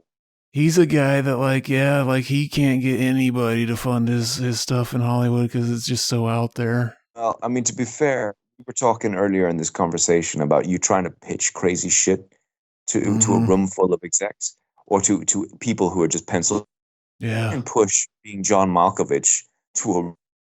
I'm surprised he got that one done. He is brilliant and he's unique, and it's, you know, it's just, but even a guy like that must, even with all his cred. Yeah. That's but funny. yeah, now going back to movies that I've seen recently, I also watched a really good, like I have a soft spot for those like prison dramas, right? I love that stuff. This was my favorite time, right? I got Zach into Oz, and I don't think he's finished it yet. It's not The Sopranos. Fuck all that shit. I mean, that shit's good, but no, Oz. Best thing ever on television. Did you ever finish it, Zach? Did you ever finish Oz? I'm on season 2. I didn't finish it yet. I need to get back. He's perpetually on season 2. I keep telling him Oz is like the shit, and it just gets better. Like there's a real art. I gotta be honest with you, right? Like it's a slow starter, but especially once you get into sort of season 3, I mean, it's outrageous. Season 4 I was liking it. It's just like there's so much other like stuff to watch too. It's like, okay, another series. Am I ready to dive right back into it? So I need to though. Oz is one of those things where I really liked. I don't know if you guys were ever into it, but The Shield. I never watched Shield, it. man. Never watched it. You never watched The Shield? I never saw that. Never watched it. I mean, watch the first episode, right? You're in the first episode. It's like that's how you do. Like a lot of these HBO shows, you have to watch a couple of episodes. And you know, I'm a guy. I've got a lot of shit to do. So if I'm not gripped into stuff fairly quickly with television, I tend to walk away from it. But Shield was just outrageous, dude. Like I was nailed from the first 15 minutes. Like it's full throttle all the way through. And they're such cunts, and they're such evil bastards. They get into such shit. I mean, it's like Breaking Bad in the sense that they get into such crazy madness that you know it just gets worse and worse. And Shield is like that. And then they're constantly being looked at by internal affairs, and you're thinking the guy's going to get caught any minute. And they just manage to wiggle their way through it all the time. But it gets worse and worse. You definitely need to get The Shield. It's grimy as fuck. I mean, if you like the kind of Oz look, where everything is like coming apart in the screen, The Shield is. I think our boy T-shirt Joe's really big into The Shield. Yeah, I mean, man has taste. But so anyway, I was going into the prison dramas because I watched a movie called Dog Pound. You heard of that one? I haven't.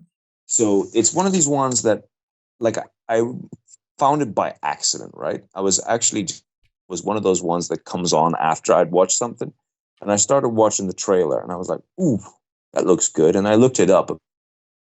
Youth detention center, right? So they're basically 17-year-old assholes, and they're about these 3 kind of like convicts who end up going into this center, and they all get fucked up one way or the other. It's not going to be one of those positive movies, and it's by Kim Champurin or whatever. So she did a movie called Satan, in the French movies. So it's called Satan, but the English is Satan, and it's with Vincent Cassel. And watch that movie; it's nuts. Vincent Cassel plays this evil hillbilly, and I mean he just goes bonkers. It's fantastic. But anyway, so I googled who she was, and I saw that, and I was like, dude, I'm in. And I watched the movie, and it's a grimy prison movie. Like it's surprisingly not famous because it's actually really exceptionally good. And it's really beautifully portrayed. Like it's actually like the characters have a good amount of depth, and it really just kind of shows how once you're in that system, you're totally fucked. And it really contrasts the harshness of what's going on screen with these really sort of melancholic kind of musical moments that kind of transition things. It's actually top. You need to watch it. I watched it the day after he did because he was telling me about it, and I it's actually streaming. There's like an app. I Googled it. Like there's like some app that offers it for free, so I just got the trial, so I didn't actually have to rent it, but it was good. And I was talking on our live stream last night, Zach, how some stuff that happens in prisons, like when it involves, especially like rape and stuff, dude, it's tough. I can handle violence. I think rape is always really hard to watch. Sexual assault is always really hard to watch, especially when it's convincing, So, but it's harsh, man. In the last 20, 30 minutes of this one, and not just like everybody's sort of arc coming to a head. It's really intense. It's just, and I'm not going to spoil it for you because I think you should watch it. But I was telling you, Randall, about sort of the big climax at the end. It's just, I wanted to stand up and just rip my shirt off and start fucking hitting people, guards that weren't around. It really gets you amped up. And I thought the ending was really appropriate. And it's also like a social commentary, right? It really shows you like why the system is fucked.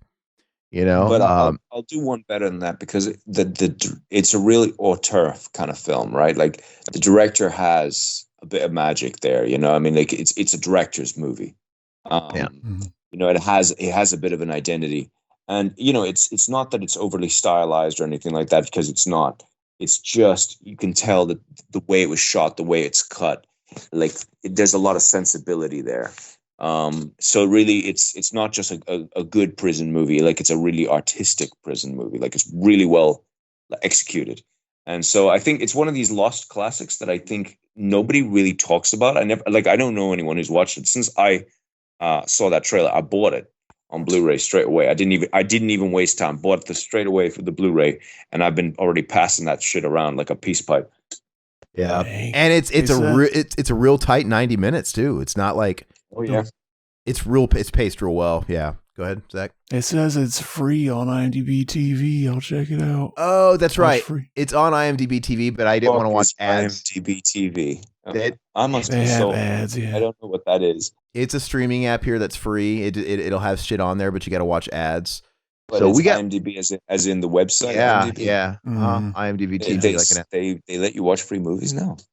They have an app where there's free movies. I mean, it's not. And then. But there's like another app that I downloaded that it was available on, and I chose, since it was free, it was a free trial. I chose to watch it because I didn't want to watch ads. But no, it's really good. I recommend it. For me, it's an easy 8. An easy 8. It's not even better, you know. But I slammed it with a 9. Yeah, so it's good. Like I usually don't give out 9s and 10s on my first watch. Like, I have to like. No, you know, I feel like I'll be honest. I was looking down my letterbox the other day, and I was thinking, like, I give 1s like it was, you know, business cards. Like I only seem to watch shit films these days. But it's very rare that I give anything more than a 3 these days. But 4s and 4.5s. I just like to sleep on stuff. Like, if I watch a movie and it really rocks my socks and it's an 8, I'm like, I don't want to think hastily here. I want to sleep on it, and just to see how much of that was just me in the moment. And then if the next day I still really like what I, you know, after thinking about it, or if I'm still thinking about it, that's when I might upgrade a movie, right? So yeah, that one got a 9 from me. I mean, it wasn't. It doesn't fill the gap that Joe's Apartment filled, but it definitely filled the gap. Yeah. So moving on down my list, because I have a few here. So I watched recently, I don't know if you've said, You Were Never Really Here. So I'm a big fan of that movie. I watched that again. Oh, with Joaquin? Oh God. First, can we just great movie. Look and explain how epic Joaquin is? Because he seems to be going better and better. And the more crazy he gets, the better his movies get. Like, I mean, even the Joker was like, wow, he's so bonkers. But this movie was really great because it's like, I'm a big audio fan, as I told you earlier, and the sound of this movie is really interesting because they created, like, it was a lot of layering of sound effects and ambient sounds, and even the way it's cut, there's a lot of attention to detail. And Lynn Ramsey is the director, right? So she's a Scottish director. She's known for a lot of art house films. This is the first, as far as I can remember, her first thriller. And it was based on a book. And the book is really short. Like, I saw it in the bookshop. It's got like 100 pages. So you can barely call it a book. Dude, the movie is under 90 minutes. It's a fast burner, dude. It's so it's you know, but it's good, and it's got minimal dialogue, right? I mean, you can see it's really it's a thriller, but it's shot like an art house film. But with that pacing of like a fast moving, aggressive thriller.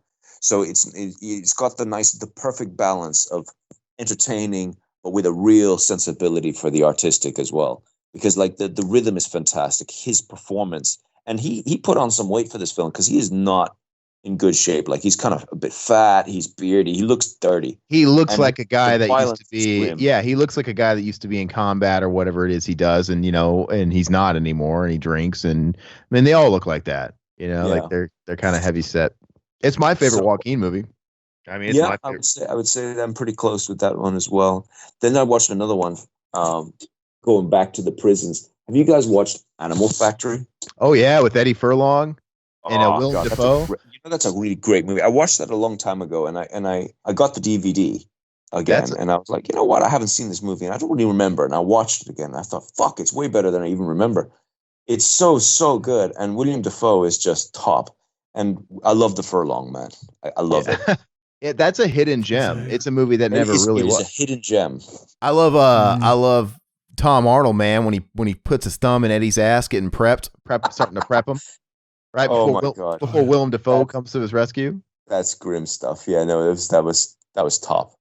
And you know, it's really funny because what's his name directed it? Steve Buscemi. Yeah. Something that I never realized before until I got to the end credits, and it's like Steve Buscemi directed this film. I'm like, whoa! Like he actually has some of the magic himself. I'm surprised he hasn't done more movies as a director, because he's pretty solid. This is a very well directed movie. Isn't it weird how he does like these really exceptionally good things, and then like he still ends up in like Adam Sandler movies? Hubie Halloween. Well, Hubie Halloween. I mean, if Animal Factory got more buzz and it was a bigger deal, he might have not been doing Hubie Halloween. Hubie Halloween. I watched a movie he made called Delirious that had like what's Brad Pitt's brother's name, who was Doug in Pitt. Funny Games. Oh, Doug Pitt. What? Yeah, I don't think they're related. Michael Pitt. You talking about Michael Pitt? Michael Pitt. Yeah, it's not Brad Pitt's brother. I thought he was. I thought they were related. No, I don't think so. Brad Pitt's brother. Brad Pitt comes from my hometown, Springfield, Missouri, and Brad Pitt's brother is a philanthropist of Springfield, Missouri, and like involved with charities and shit. Doug Pitt, like he's Mr. Springfield, Missouri, but he's not an actor. Michael Pitt. Maybe they're related some other way. I could have sworn I heard that. Michael Pitt's got a crazy fucking face, man. Crazy eyes. Yeah, I watched Delirious. He made it was a directed movie, and I don't remember finishing it, but I remember like, yeah, this is actually pretty good. Fucking Steve Buscemi, director. Let me see. Yeah. He made a movie that he plays a director trying to finish a film. What was that called? I'm trying to remember it now, because he made and he plays like it's a great movie, and I have to Google it now, find out what it is, because I think if your viewers haven't seen it, that's another one that is a missed classic. Yeah. Are you a fan of Michael Haneke? Is that how you say his name? Oh, yeah. I think Haneke is how you say it. But yeah, no, I love him. He does he's a kind of director that I like, and I'll tell you why. He does these slightly unusual films. Like, if you ever seen what is it called? Is it Cul-de-sac? The one where it's Daniel Auteuil and that French actress, what's her name? And where they keep filming, they film their house. That's a really good one. Yeah. I was gonna like he's the guy that did like Funny Games, and like I was gonna do another movie of his for Cinema Enema, Cachet. Now, which one? Point. American remake? Or are we talking about the German one? He did both of those, actually. Yeah, he did his own remake for America, the U.S. version of Funny Games, and the original. Oh. Yeah, I like the remake just fine. I think I got a thing for Naomi Watts. I'll watch anything with Naomi Watts at least once. I like her. Oh yeah. What else is on your list, Randall? You got anything else? Oh yeah. I'm moving down. We're just getting excited here because I got into prison movies, and then I went down the rabbit hole of all the prison movies I've been watching. So I watched this movie called Atonement, right? And I think I was the last person to the party on this one, because this is a movie that everybody has been going on about for a long time. I never bothered to watch it. And it looked a bit, I'm not going to lie, it looked a little lame. It looked like those typical movies that's just meh. I watched it for the first time. The Blu-ray has been sitting on my shelf for probably a couple of years now. And I actually sat down and watched it. And holy shit, that was like which I wasn't expecting. Never seen it. I like James McAvoy, but I've never seen it. Keira Knightley's kind of off-putting, but it's epic, actually. Basically, James McAvoy is having an affair with Saoirse Ronan's sister, who's played by Keira Knightley, right? And he gets accused of raping somebody at their home, and he gets basically sent off to prison, and then he gets out of prison by joining up the army. And basically, this girl basically lied, raping the girl, and he ruins their lives. Mm-hmm. They all kind of try and make amends later on.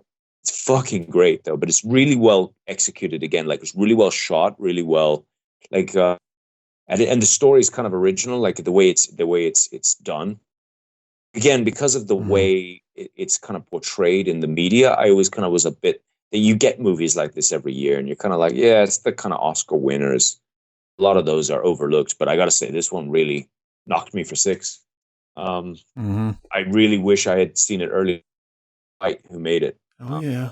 I just added it to my list. This Hour and Hannah and stuff like that. I don't know if you've seen those. What's that one called?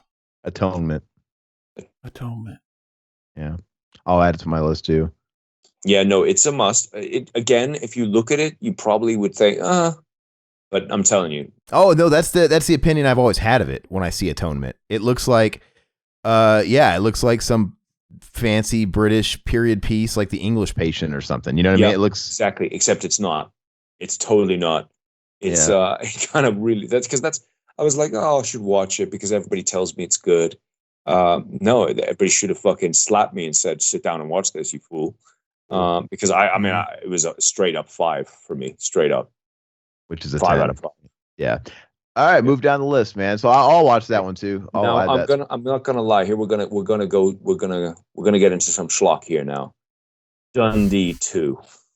Crocodile Dundee 2? Yeah, fuck yeah, man. I love Crocodile. I watched that. Yeah, I watched that recently for the first time. I didn't see those growing up. You didn't? Oh my god, you must have had a terrible childhood.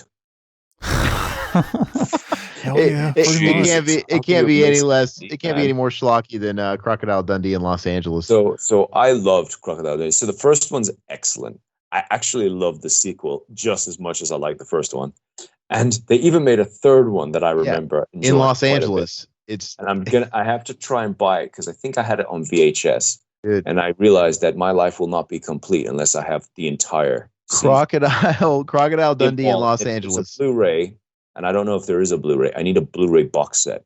That's the only thing that's going to make me happy in 2021 is if I have a Crocodile Dundee Blu-ray box set. Crocodile Dundee in Los Angeles. That's the third one, right? And it's pretty much your grandmother's comedy. It really is. And it's a corny schlocky movie, but I have a weird soft spot for it because it's so stupid. To me, it's like Ernest, right? Where you can't hate Ernest because it's so just doofy that it's like, you know what? I can't. This is so not mean spirited. I can't shit on it. There's something about it. But so that one's a big one for me. Now, like again, I've been buying some old movies because they've been reissuing them here in Europe.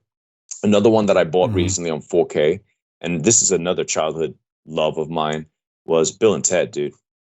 I love Bill and Ted. Yeah. You know, one of my favorite movies of all time is Bill and Ted's Bogus Journey. Not the most intellectual film I've seen, but these were really enjoyable for me when I was like 9. And people hate on the sequel. I love the sequel. The sequel's better. That's one of my favorite movies of all time. Yeah, sequel's better, man. It's like better. And it's cool because they go to hell, right? And the way the hell is like shot, like that's an actual inspiration.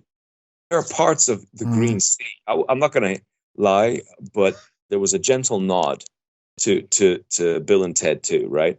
And Aaron, you know which probably scene I'm talking about. It's one of the punchlines where like it all goes really thick and weird. That's like a lot of inspiration was taken from some segments in the sequel. Obviously, it's a very different kind of movie, but there was a lot of inspiration. I love when they're just like in the afterlife and they're back on Earth and Bill and Ted are dead and they just have white paint on their faces, but you can see where the makeup line ends on their jaw. And they just, they just got like that blue hue over the camera. I love it. Stop pointing out fucking flaws in perfect movie Bill and Ted's Bogus Journey. I love it. I love Bill and Ted. So good, dude. And like the idea of they go in like a phone booth. I mean, that's some Studio Ghibli shit right there, man. Yeah. That's some deep stuff. That was they had to cut the budget because they originally wanted them going back in time through their band van, but then they had to cut the budget. Well, that would have been lame. I love the idea that it's like the phone booth. That's so. It's very Doctor Who. Yeah, they didn't know about Doctor Who too. Like they found out after they'd already written it. They were like, "Oh, they'd done this already." The phone booth. No contest though. It's great, and Keanu Reeves, like, he's such a rock star, and like the other guy whose name escapes me, Alex Winter. I feel so bad for him that he never, like, if you look at Keanu Reeves, how much he exploded, and look at the other guy. Mm-hmm. I mean, it's so sad because he's like, Keanu Reeves is great, but the other guy was pretty fun too. Alex Winter, he actually went on to do documentaries. Is that right? I never knew that. He became a bit of a filmmaker himself. Oh yeah, he did. You ever watch that other comedy movie he made around the time of Bill and Ted's Bogus Journey? He made a movie called Freaked. No, I don't think I saw that. Fuck it, Freaked. It's what a fucking nutty fucking movie. It is like Bill and Ted on steroids, like Bill and Freaked. Ted 2 on steroids. Okay, hold on to this right now. Hold on while we're on the phone. Freaked. It's because that era was really, really tight because they were a bit out there with their comedies without becoming like grotesque or like just a little bit too, because the problem I have with a lot of comedy nowadays, it's very much geared, and there's a lot of political stuff put onto it, or it tries to be very sarcastic, and it just doesn't work for me. My humor, I like it silly. Yeah. Freaked is very slapstick and just fucking like about an actor who is getting a part where he's got to play a freak, and so he goes to basically to study the freaks because he wants to get all method acting, and like basically the guy who runs the freak show is what's his name? Dennis Quaid's brother. Oh, Randy Quaid. Yeah, Randy Quaid. And like, it's just like, and even Keanu Reeves, as you said, the Reeves, I call him, he's the Reeves on this show. Fucking, he's got, like, I think he goes uncredited, but he's got a pretty big part in the movie too, as the dog face boy. So Bill and Ted are both in the movie. I've still never seen Freaked. Zach talks about it all the time, and I've never actually watched Freaked. It's a fun one. I mean, I can't rent it here, so. Mr. T plays the bearded lady. My friend Zach over here has possibly. Oh yeah, it was out on. I just looked at the image and I was like, oh yeah, that's right up my street. Mm-hmm. Can tell right away. It's a goofy one, and like it got a limited edition Blu-ray from Anchor Bay, and it was really bad because it's like there's no special features, just the movie. But even that like went out of print really quick. Cool. Let's see here. So. Well, so I stepped out, man, dude. It's coming down fierce outside out my house. So I was trying to take my dog out, and it's just like a fucking hurricane outside. So I feel bad for him because he doesn't want to go outside. But I'll have to take him when it winds down. But no, so you got to be a good owner and let him finish in your mouth. You were talking about Bill and Ted when I was over here, like, and that's where we left off. And you guys must start talking about Freaked. That's all I know. Yeah, no, we went from Bill and Ted and how much we love. Yeah, Bill and Ted. I haven't seen the new one. But the thing is that I heard watching it said they went very progressive, and it's of the time. It looks like a fucking Marvel movie. Everything's shot on a green screen. It doesn't have that charm you were talking about, like hell and stuff, and the sets. That's not to be found here. There's no sets, right?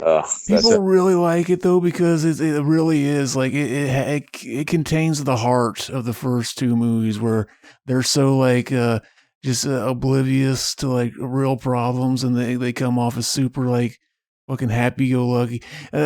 Basically, they throw in the added like basically because the originals were kind of coming of age movies for like two metalheads. This is like a coming of middle aged. So like it's like like being afraid that like am I gonna make it? Like am I wasting my time chasing this dream? Because in the movie they had they were one hit wonders, and then like basically that song they play at the end of the second one, and then like do we ever like make something good again like that? And then like it's like are they living up to their destiny and kind of that shit that comes with going getting older, and it works for what it is. But like it's like it's just got like a very modern look to it, like this green screen and stuff. It's definitely not a bad movie at all. It's fine, and it's worth watching if you like Bill and Ted. I just feel with the story, there's a route I wish they would have taken that they kind of flirt with, but they don't do it. Like, where Zach, I'm not going to spoil it for him, but like when they go and they talk to their different time period versions of themselves, they don't really exploit that enough. Like that should be the whole movie, like with them, you know what I mean? Like they're entertaining, like seeing like older Bill and Ted and prison fucking Bill and Ted and stuff like that. That'll fit right into your prison movie. exploitation if you watch it. Yeah, and it could have turned into a dark prison drama where, you know, fucking Prison Bill punks fucking young Bill in the ass or something. I would have rather preferred a movie that took place in prison when we were watching that. Yeah, no, for sure. Well, what's next on your list, Randall? So I've got a few more. So one of them is, obviously The Burbs. I got the special edition of that as well. Nice. You know, The Burbs, Tom Hanks. Of course. Corey Feldman. Yeah. Yep. I mean, so, you know, I was late to the party with this one, actually, because this was not one that I saw when I was a kid. So I got the 4K version of it, and it looked amazing. And this is a really hilarious movie. It has everything that I liked from back in the day. I mean, Tom Hanks, it's Corey Feldman's in it. What more do you need? Not a damn and it's thing. very much of that period, and it was kind of like an iconic film of that period, and it was just so entertaining, and it still holds up, man. I mean, it looks fantastic in high def as well. I miss a comedy, weird movie, Tom Hanks. Yeah. Yeah. And then moving on, Judgment Night. Oh, Remember man. the Judgment Night movies? Emilio Also the Estevez. greatest never seen it. mashup soundtrack ever in a movie. Ice-T You had, and Slayer, and exactly. it was hip hop and metal crossover songs. Yeah. Yeah, it was a really enjoyable movie. So like that I got recently as well. So I'm going through this bit of a binge right now, and it's not very intellectual, but I'm going through these like cult little movies that I used to watch when I was young, and there seemed to be a lot of them back then. Because I look at cult movies nowadays, and there doesn't seem to be that many. You have a few good ones, but you don't have many.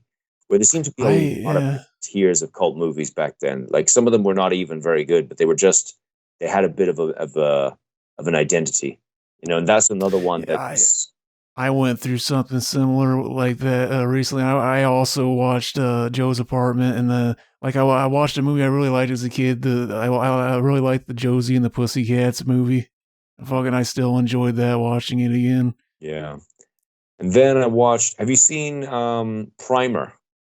No. Oh, I have. Okay, that's a fucking confusing ass movie. So you want some serious, like, you want your head to hurt. So there's this guy. He's probably, in my opinion, one of the best, if not the best, in coming out of America. Right, and I don't say that lightly. There's a few reasons. First off, so he's a bit of a genius, and he doesn't just direct the movie. He acts the movie. He does this music for the camera work for the movie. He does literally everything. He's a one-man, right? And he made this movie, and he made it for $7,000 in his garage, right? And the movie is about like time travel. They're building some sort of like him and his two mates, and they're basically like some MIT egghead type guys. And the whole movie, you just dropped right into it. You don't know what the hell is going on for most of the movie. You don't even know that it's about time travel for half of it. All you know is that they're working on this giant machine, and they're trying to figure out the maths or something. And it's great because it starts to fuck with your sanity a bit and your perception of time and reality. And it's they're slow burning kind of one of these movies you probably have to watch 5 or 6 times before you even understand what's in front of you. Oh yeah. And he did it with nothing, and he did everything himself, and he's a genius. Followed up with it was even better. He's, for me, he's kind of like minimalist sci-fi, but with a real artistic edge, because he shoots things really beautifully, and and it's just everything is very atmospheric and slow moving, and there's like really top. And Primer was his first one, and it shows what you can do for $7,000 if you're a genius. And it's mostly just those IT guys talking about sitting around having conversations about math equations and like the logistics of time travel. It started like it just builds this whole thing, and it's like you end up like you walk away from it like you basically got to watch it like 3 or 4 times before you are able to put it all together. Yeah, so that one's a good one. Another really cool movie, and this is probably going to be the last one that I'm going to talk about tonight, but there's a movie called Seconds. Have you heard of that one? No. 1966. John Frankenheimer. So it's about this guy who's a rich millionaire, and he's having problems with his wife, and he sort of gets hijacked by these dudes, and he gets a phone call that from his dead friend, who says that if he turns up to this location, that they would help him with his problems. And basically, what it is that there's like an organization that deals with millionaires, and they can swap them out of their lives and put them in other people's lives, or at least give them a brand new existence with a different face and a different, town or whatever. And he gets pulled into this life where he gets to be whatever he wanted to be. And he's obviously like some, pencil pusher, businessman, and he's going to be an artist. He's going to be a painter, and they put him in this life as a painter, and they set him up with a whole existence. And at first everything seems to be going well, and then he just fucking starts to lose his shit a bit. And anyway, the whole thing turns into like this kind of psychological conspiracy. And the way they do is by body swapping, is literally by sacrificing people and then taking bodies and injecting these people back into them. And it's an actual nutcase of a movie, but it's really, really good. It has a lot of elements of the sort of Cronenberg style of filmmaking, but from the 60s. Yeah. So that's one that I never heard about, right? And there's a couple of companies that I will just buy films without even looking too much about them, just because the company that puts them out. There's one in the Europe called Eureka, and they have one called Eureka Masters of Cinema, and that's a line that they make. And I don't even look at it. A new one comes out, I buy it straight away. It's basically film school for cinephiles, right? And this is I bought I knew nothing about it, never heard of this movie, and it's an absolute banger. Absolutely, it sounds good. It's mental, and it's really surreal. And really really psychologically, and it's got that element of the 60s where they were really into that certain kind of feel for movies. Yeah, that was called Seconds. Movie that you guys should check out. Oh yeah. So check it out, Seconds. Oh yeah. So I will sort of spitfire my list because there's really just a couple I want to talk about. I mean, I don't have to spend a million years on everything I've watched, but there's a couple movies in my list that are quote unquote classics that I was late to the party with. Like I watched like Good Morning Vietnam. I had never watched before, so I watched that. Terrific. Yeah, I thought it was a 6 out of 10. 6 out of 10. Really? Yeah, I mean, I liked it better than that. Yeah, I don't know. It was I liked it, but I don't know. It just I wanted something a little bit more out of it. I don't know. It's funny. I get it. Robin Williams is supposed to be funny, and he's like the radio DJ there, and he's hilarious. But maybe he's just tapping into that old timey humor, because it's like I didn't laugh once. Like, yeah, I would say it probably dated a little bit. I would say I could see how that could happen. Yeah. But yeah, no, it's another movie of its time. It's a good performance. It's a good performance. I'm not knocking that. I mean, it's a deep movie. It's dealing with something quite heavy. Yeah. And although it uses the comedy aspect to kind of lessen it, but I mean, that's not the. Yeah, for sure. That's not the thing. I get it. Yeah. The performances are great. I don't know. Maybe it was the mood I was in, but I gave it a 6 out of 10, which is still me liking it. I mean, that's reasonable. One of my favorite Robin Williams performances is probably like that fucking movie he did more recently, The Greatest Dad. World's Greatest Dad. Oh, World's Greatest Dad. Yeah, that's good. I like that. That's really good. Yeah. Yeah, it's got like such the title and the poster they show on all the streaming platforms. It's like, is this some kind of NBC made for TV movie? But it's like you watch it and it's like, it's really good. Yeah. A black comedy. Yeah. I've watched that one. His Yeti movie. Cat's Yeti. Oh, I have. Yeah. Yeah, I did see that. He's such a funny guy. I had dinner with him in Dublin because he was dating a friend of mine, and like he's just such a down to earth, really funny, really witty guy. Like I have a lot of time for him. Mm-hmm. Like he's a goddamn good writer. He's a good director. Were you like at dinner? Were you like poking him? Like, come on, do the voice. Do the voice. Like the character. Do it. Peg who he was, right? So I was sitting out. He said his name was Bob or Bobcat. Now, what kind of name is that? And then, he said, "Oh yeah, I did this movie, and it was the World's Greatest Dad." And I was like, "I love that movie. You made that movie?" I had to Google him in the bathroom, and I was like, "Shit, I'm sitting next to that guy. He's made." Should have been like, I was in Police Academy 2, 3, 4.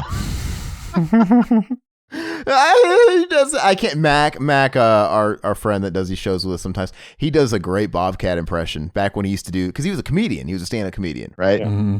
And he was almost kind of a contemporary. Like, or were you a Bobcat fan or a Sam Kinison fan? You know, he was like in that same circle, right?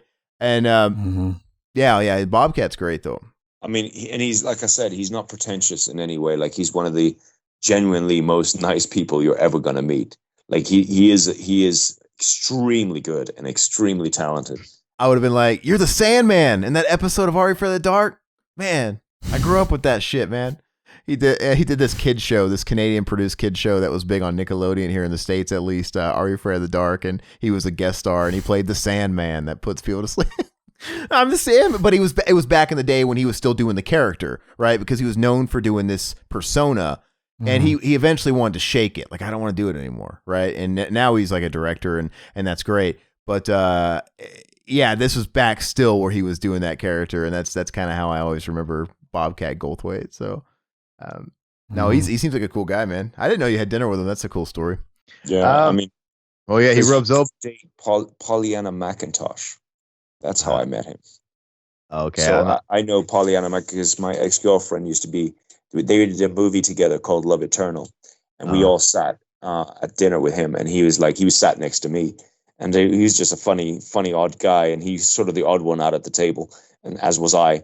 And I just started talking to him, and he's just a gent. I couldn't believe what a nice guy he was. Mm-hmm. Cool. I also I watched that Lost George Romero PSA, right? Amusement park. Yep. Over here stateside, they have it up on Shudder. It was what he did right after doing Night of the Living Dead. The Lutheran, I believe it's the Lutheran Church, hired him as a director to make this public service announcement that was basically preaching against elder abuse, right? Mm-hmm. And it was kind of legendary because they scrapped it when he turned it in because it was just not what they were looking for. It was too dark or whatever. But so it finally got unearthed just recently, and so it's out there to watch. And it's a trip. It's like a time capsule. Like you're watching something that came out that many years ago in the 60s or whatever, but yet nobody's seen it. It's kind of crazy. And it's great because it's under an hour. I think it's like 55 minutes, and it's kind of got a Twilight Zone vibe to it. Mm-hmm. And it's not, if you go into it like, hey, I want to see a George Romero film, as a film, if, with that sort of mindset, it's okay. I mean, it's like, it's maybe middle of the road, but that's not the way you should watch it. If you watch it as what it was intended to be, a PSA, it's really effective.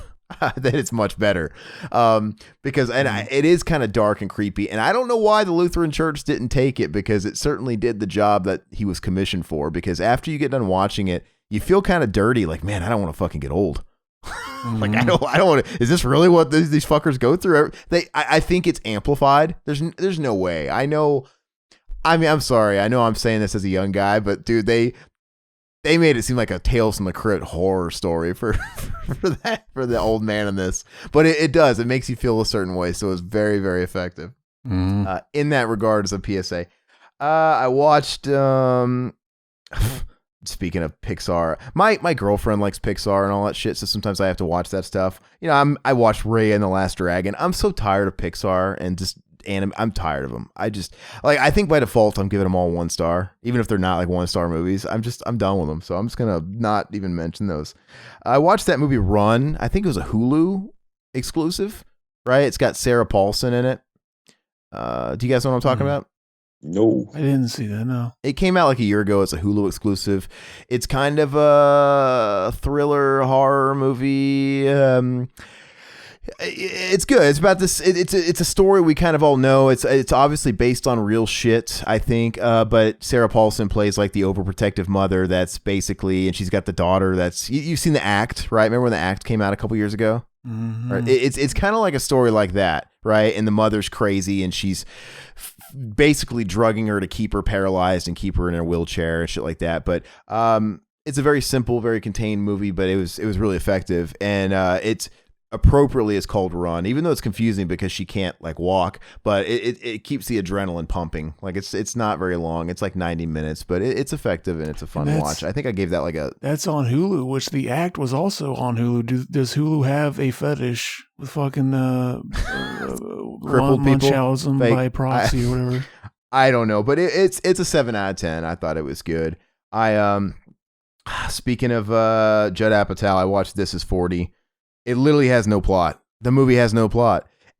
Oddly enough, I still kind of gave it a 6 out of 10 because it wasn't terrible. I don't know why I gave it a 6 out of 10 because it really doesn't have a story. Because that's total 5-head shit. Because when you're 40, your life has no plot too, so it's meta. I guess so. But once again, it's about 30, 40 minutes way too long. It's like why is this 2 hours and 25 minutes long? What? I watched Minari. That's one I want to talk about because that was the movie that Steven Yeun was nominated for the Best Actor Oscar, right? It's all Asian cast, right? Which one is it now? Minari. No, I didn't see that one. It was a real big buzz movie this past year. It's an indie flick. And this is where I'm all for it, man. I do think that Asian people don't get representation in Hollywood, and there's no reason why Asian people can't star in movies and lead movies. You know, this is coming from somebody that likes martial arts. I agree, and because the thing is that there really isn't. And I had an Asian lead in one of the films I was trying to get off the ground, and this was something I kept running into problems. Nobody wants an Asian lead unless it's Jackie Chan. I remember hearing that. The industry wants that, and it's kind of ridiculous because I mean, how many Asian? And you can't tell me that people won't go see a movie just because there's an Asian lead. I mean, it's ridiculous. And in the last couple of years, with the way the awards seasons and stuff go, you have like Parasite, winning Best Picture, and this year they wanted to make an example of that too, where they like everybody. I mean, it was a political, yeah. If you look at everybody that was nominated in it, they were all people of color and they're all. I think all the best actors except for Anthony Hopkins were Asian. You had the guy from Sound of Metal who was like Pakistani. You had Steven Yeun from this movie who was Asian. They were all Asian except for Anthony Hopkins, and they were clearly trying to, it was political and pandering, but to me it was like if they're going to pander and be political no matter what year it is and whoever they're targeting. So if they're going to do it, at least it was going towards a cause that's cool because I mean Asian people, dude, they make some of my favorite movies. It's like they can lead movies. So I think they deserve the bones they've been getting at least the last couple of years. And it was probably a response to this year too, because we have like all that stuff like Asian crime in America that's been trending. Right. Oh, really? So, yeah, it's like a big thing. So like I said, politicized. This was the Oscars trying to say, hey, look, we're going to give all the Asians the awards because, of whatever. They're on a pedestal, but I'm kind of for it. So, but anyway, that didn't prevent them from giving the Oscar to Anthony Hopkins, the only white guy there. He still got the Oscar. Apparently that's funny? a great movie. Apparently that's a great movie, dude. The Father? Yeah, I want to see it. Anthony Hopkins is a shit, though. There's no way he didn't deserve it. I mean, he always does a great performance. But anyway, Minari was really, really good. It's a story about these Korean immigrants, and they move to Arkansas, and he wants to be a farmer. And it's kind of like, you can imagine, and it takes place in the... Gosh, I actually don't remember the decade. I want to say it's like the 50s or 60s. It takes place a long time ago. And you can imagine the hardships. Like we're talking about coming off the Korean War and stuff. And these people coming to America, and he wants to be in the Midwest, the Bible Belt, and farm.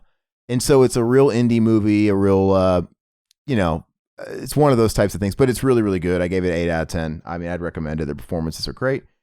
Matchstick Men. I had never seen that Ridley Scott movie with our boy Nicolas Cage. It's great. Nicolas Cage, and I love Sam Rockwell.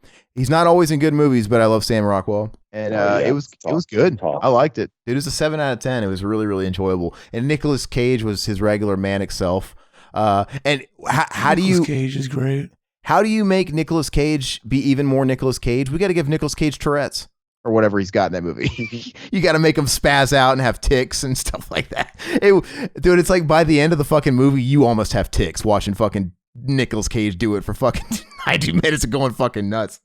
I really liked it. I watched that Netflix Kevin Hart movie Fatherhood. It's whatever. It's a one watch. It's what you'd expect. It's fine. It's a feel-good movie. Yeah, it's all right. I watched Cutting Class for the first time. That slasher star that had Brad Pitt back in the 80s. Like, I think is his first movie. You ever see that? Brad Pitt, exactly. You ever see that, Randall? No, I didn't. Yeah, it's not that good. It's like a 5 out of 10. I didn't like it. It's just whatever. It's not that good. I'm gonna keep it quick. Dog Pound, of course, I thought was great. I watched Dead and Buried. I watched it as part of Joe Bob. Over here we got Joe Bob Briggs. Yeah, I didn't like it either, man. I thought it was like a 5 out of 10. I just thought it was a little too boring for me. Like, I kind of like the setup. It's interesting enough, but just something about it was sluggish to me. Mm-hmm. I don't know how you feel about that one, Zach.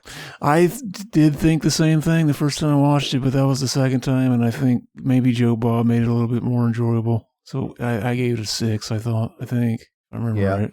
And that's where I'll leave it. I have other stuff I watched, but nothing of note. And you know what? We've been recording for over 3 hours. I didn't expect that to happen. So we're gonna wrap this segment up, and we're gonna take a break, and we're gonna say thanks to Randall, of course, dude. It was a lot of fun having you on, man. Maybe in the future. Thanks so much for having me, guys, and I hope you'll invite me back probably sooner than the last time.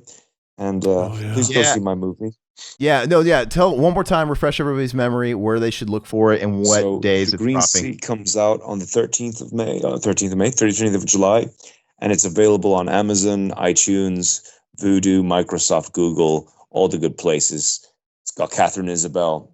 Type it in Google, you'll find it. And everybody out there, if you guys want him to come back and do Lords of Chaos commentary with us, just let us know. Like, let's get so I can give him a reason to do it. All right, man. Well, thank you so much. And Zach and I will come back. Boys. Anytime. Yeah, we're gonna come back and talk about Perfect Blue. Seems like forever. Oh, yeah. All right. Later. As they approach, she spots their lights in the darkness. They swing open the door. She's gone. You're not going to tell anyone, right? I mean, you know what kind of idiot walks down a country road in the dark? Are you still at the bus stop and not on a bus? I didn't have any money. What's your name? Simone. I'm a writer.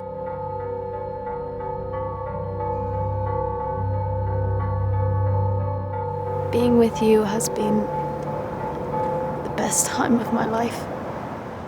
Listen, do I know you from somewhere? I heard she's a Satanist. You've murdered her fella? Some guy came today looking for you. What did you do? She's a very special girl. But then I think you always knew that.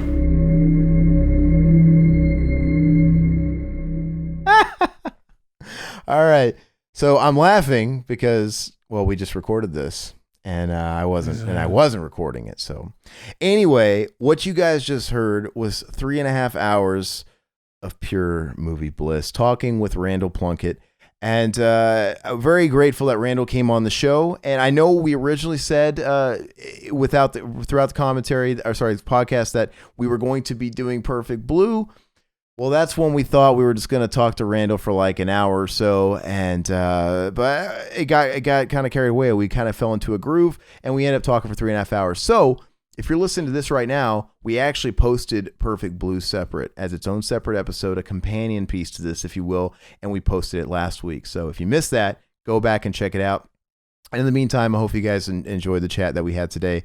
And I hate if I sound repetitive to Zach, who just heard me fucking ask this, but what did you think of talking to Randal Plunkett? I thought he was a fucking Chad. Big concrete cock on that motherfucker. That's so fucking funny because it's like Groundhog Day. He literally said that in the exact same cadence as he did the last time we recorded. It's so fucking funny. No, man, he's a great guy, and I'll just end it by saying he knew all of my deep cuts. Fucking you guys are gonna think less of me, and then he would just say a movie I already think is great. Fucking Chad. I almost bust into flames when he got to Freddy Got Fingered, and when he said, "Amazing," what he say? I couldn't tell you how many times I've watched him jack off that horse. Exactly. Oh, whatever. So good. But and he's down with the Bill and Ted, man.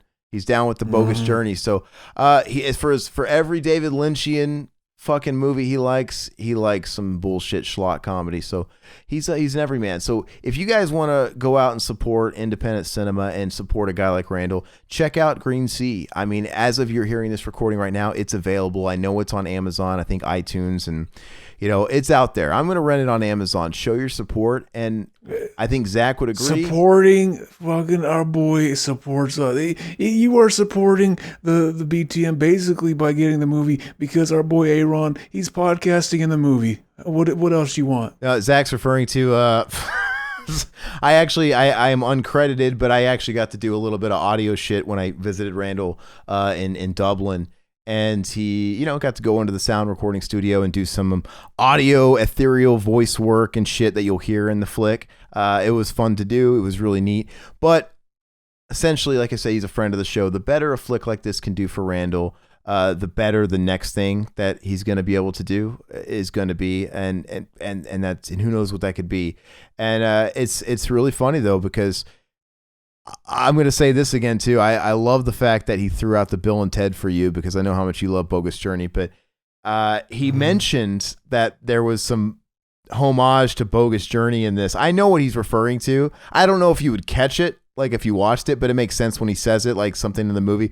We always talk about that, Randal and I, because we've written together. We've got different projects we've had together. Nothing that's been, produced yet, but we always have that verbiage with each other, like, dude, go full Bill and Ted. Go full Bill and Ted. Yeah. And that's just something we say to each other when referencing something fucking wacky like When They Go to Hell. And the script, which is funny because Station was exactly that in the fucking Bill and Ted Bogus Journey script. Fucking Station, it was the inside joke between the writers. Very Chad. Yeah, and I think we mentioned this when we did the Bill and Ted Bogus Journey commentary. It's just the most anti-Hollywood movie you've ever seen. I don't know. It really is. It's the most fucking bonkers script ever.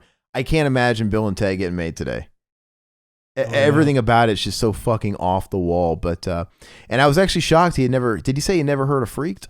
Never heard of Freaked, exactly. That kind of blew me away. I red-pilled him on fucking Freaked and now he's winner. Yeah, he's a kind of an encyclopedia. I'm kind of shocked he's never heard of Freaked. But anyway, thank you guys for sticking it out with us for 3.5 hours. We appreciate it. Like I said, go out and support the Green Sea. It's on video on demand. You can rent it anywhere, I think, almost. I mean, as far as like the streaming services, I know it's on Amazon or iTunes. So check it out and let us know. Let us know what you thought of the movie in the comments if you end up renting it.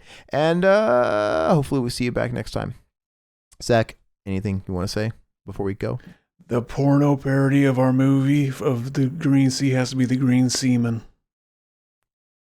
It's already in development as we speak. All right. Bye-bye, puppets. Thank you guys so much. Bye.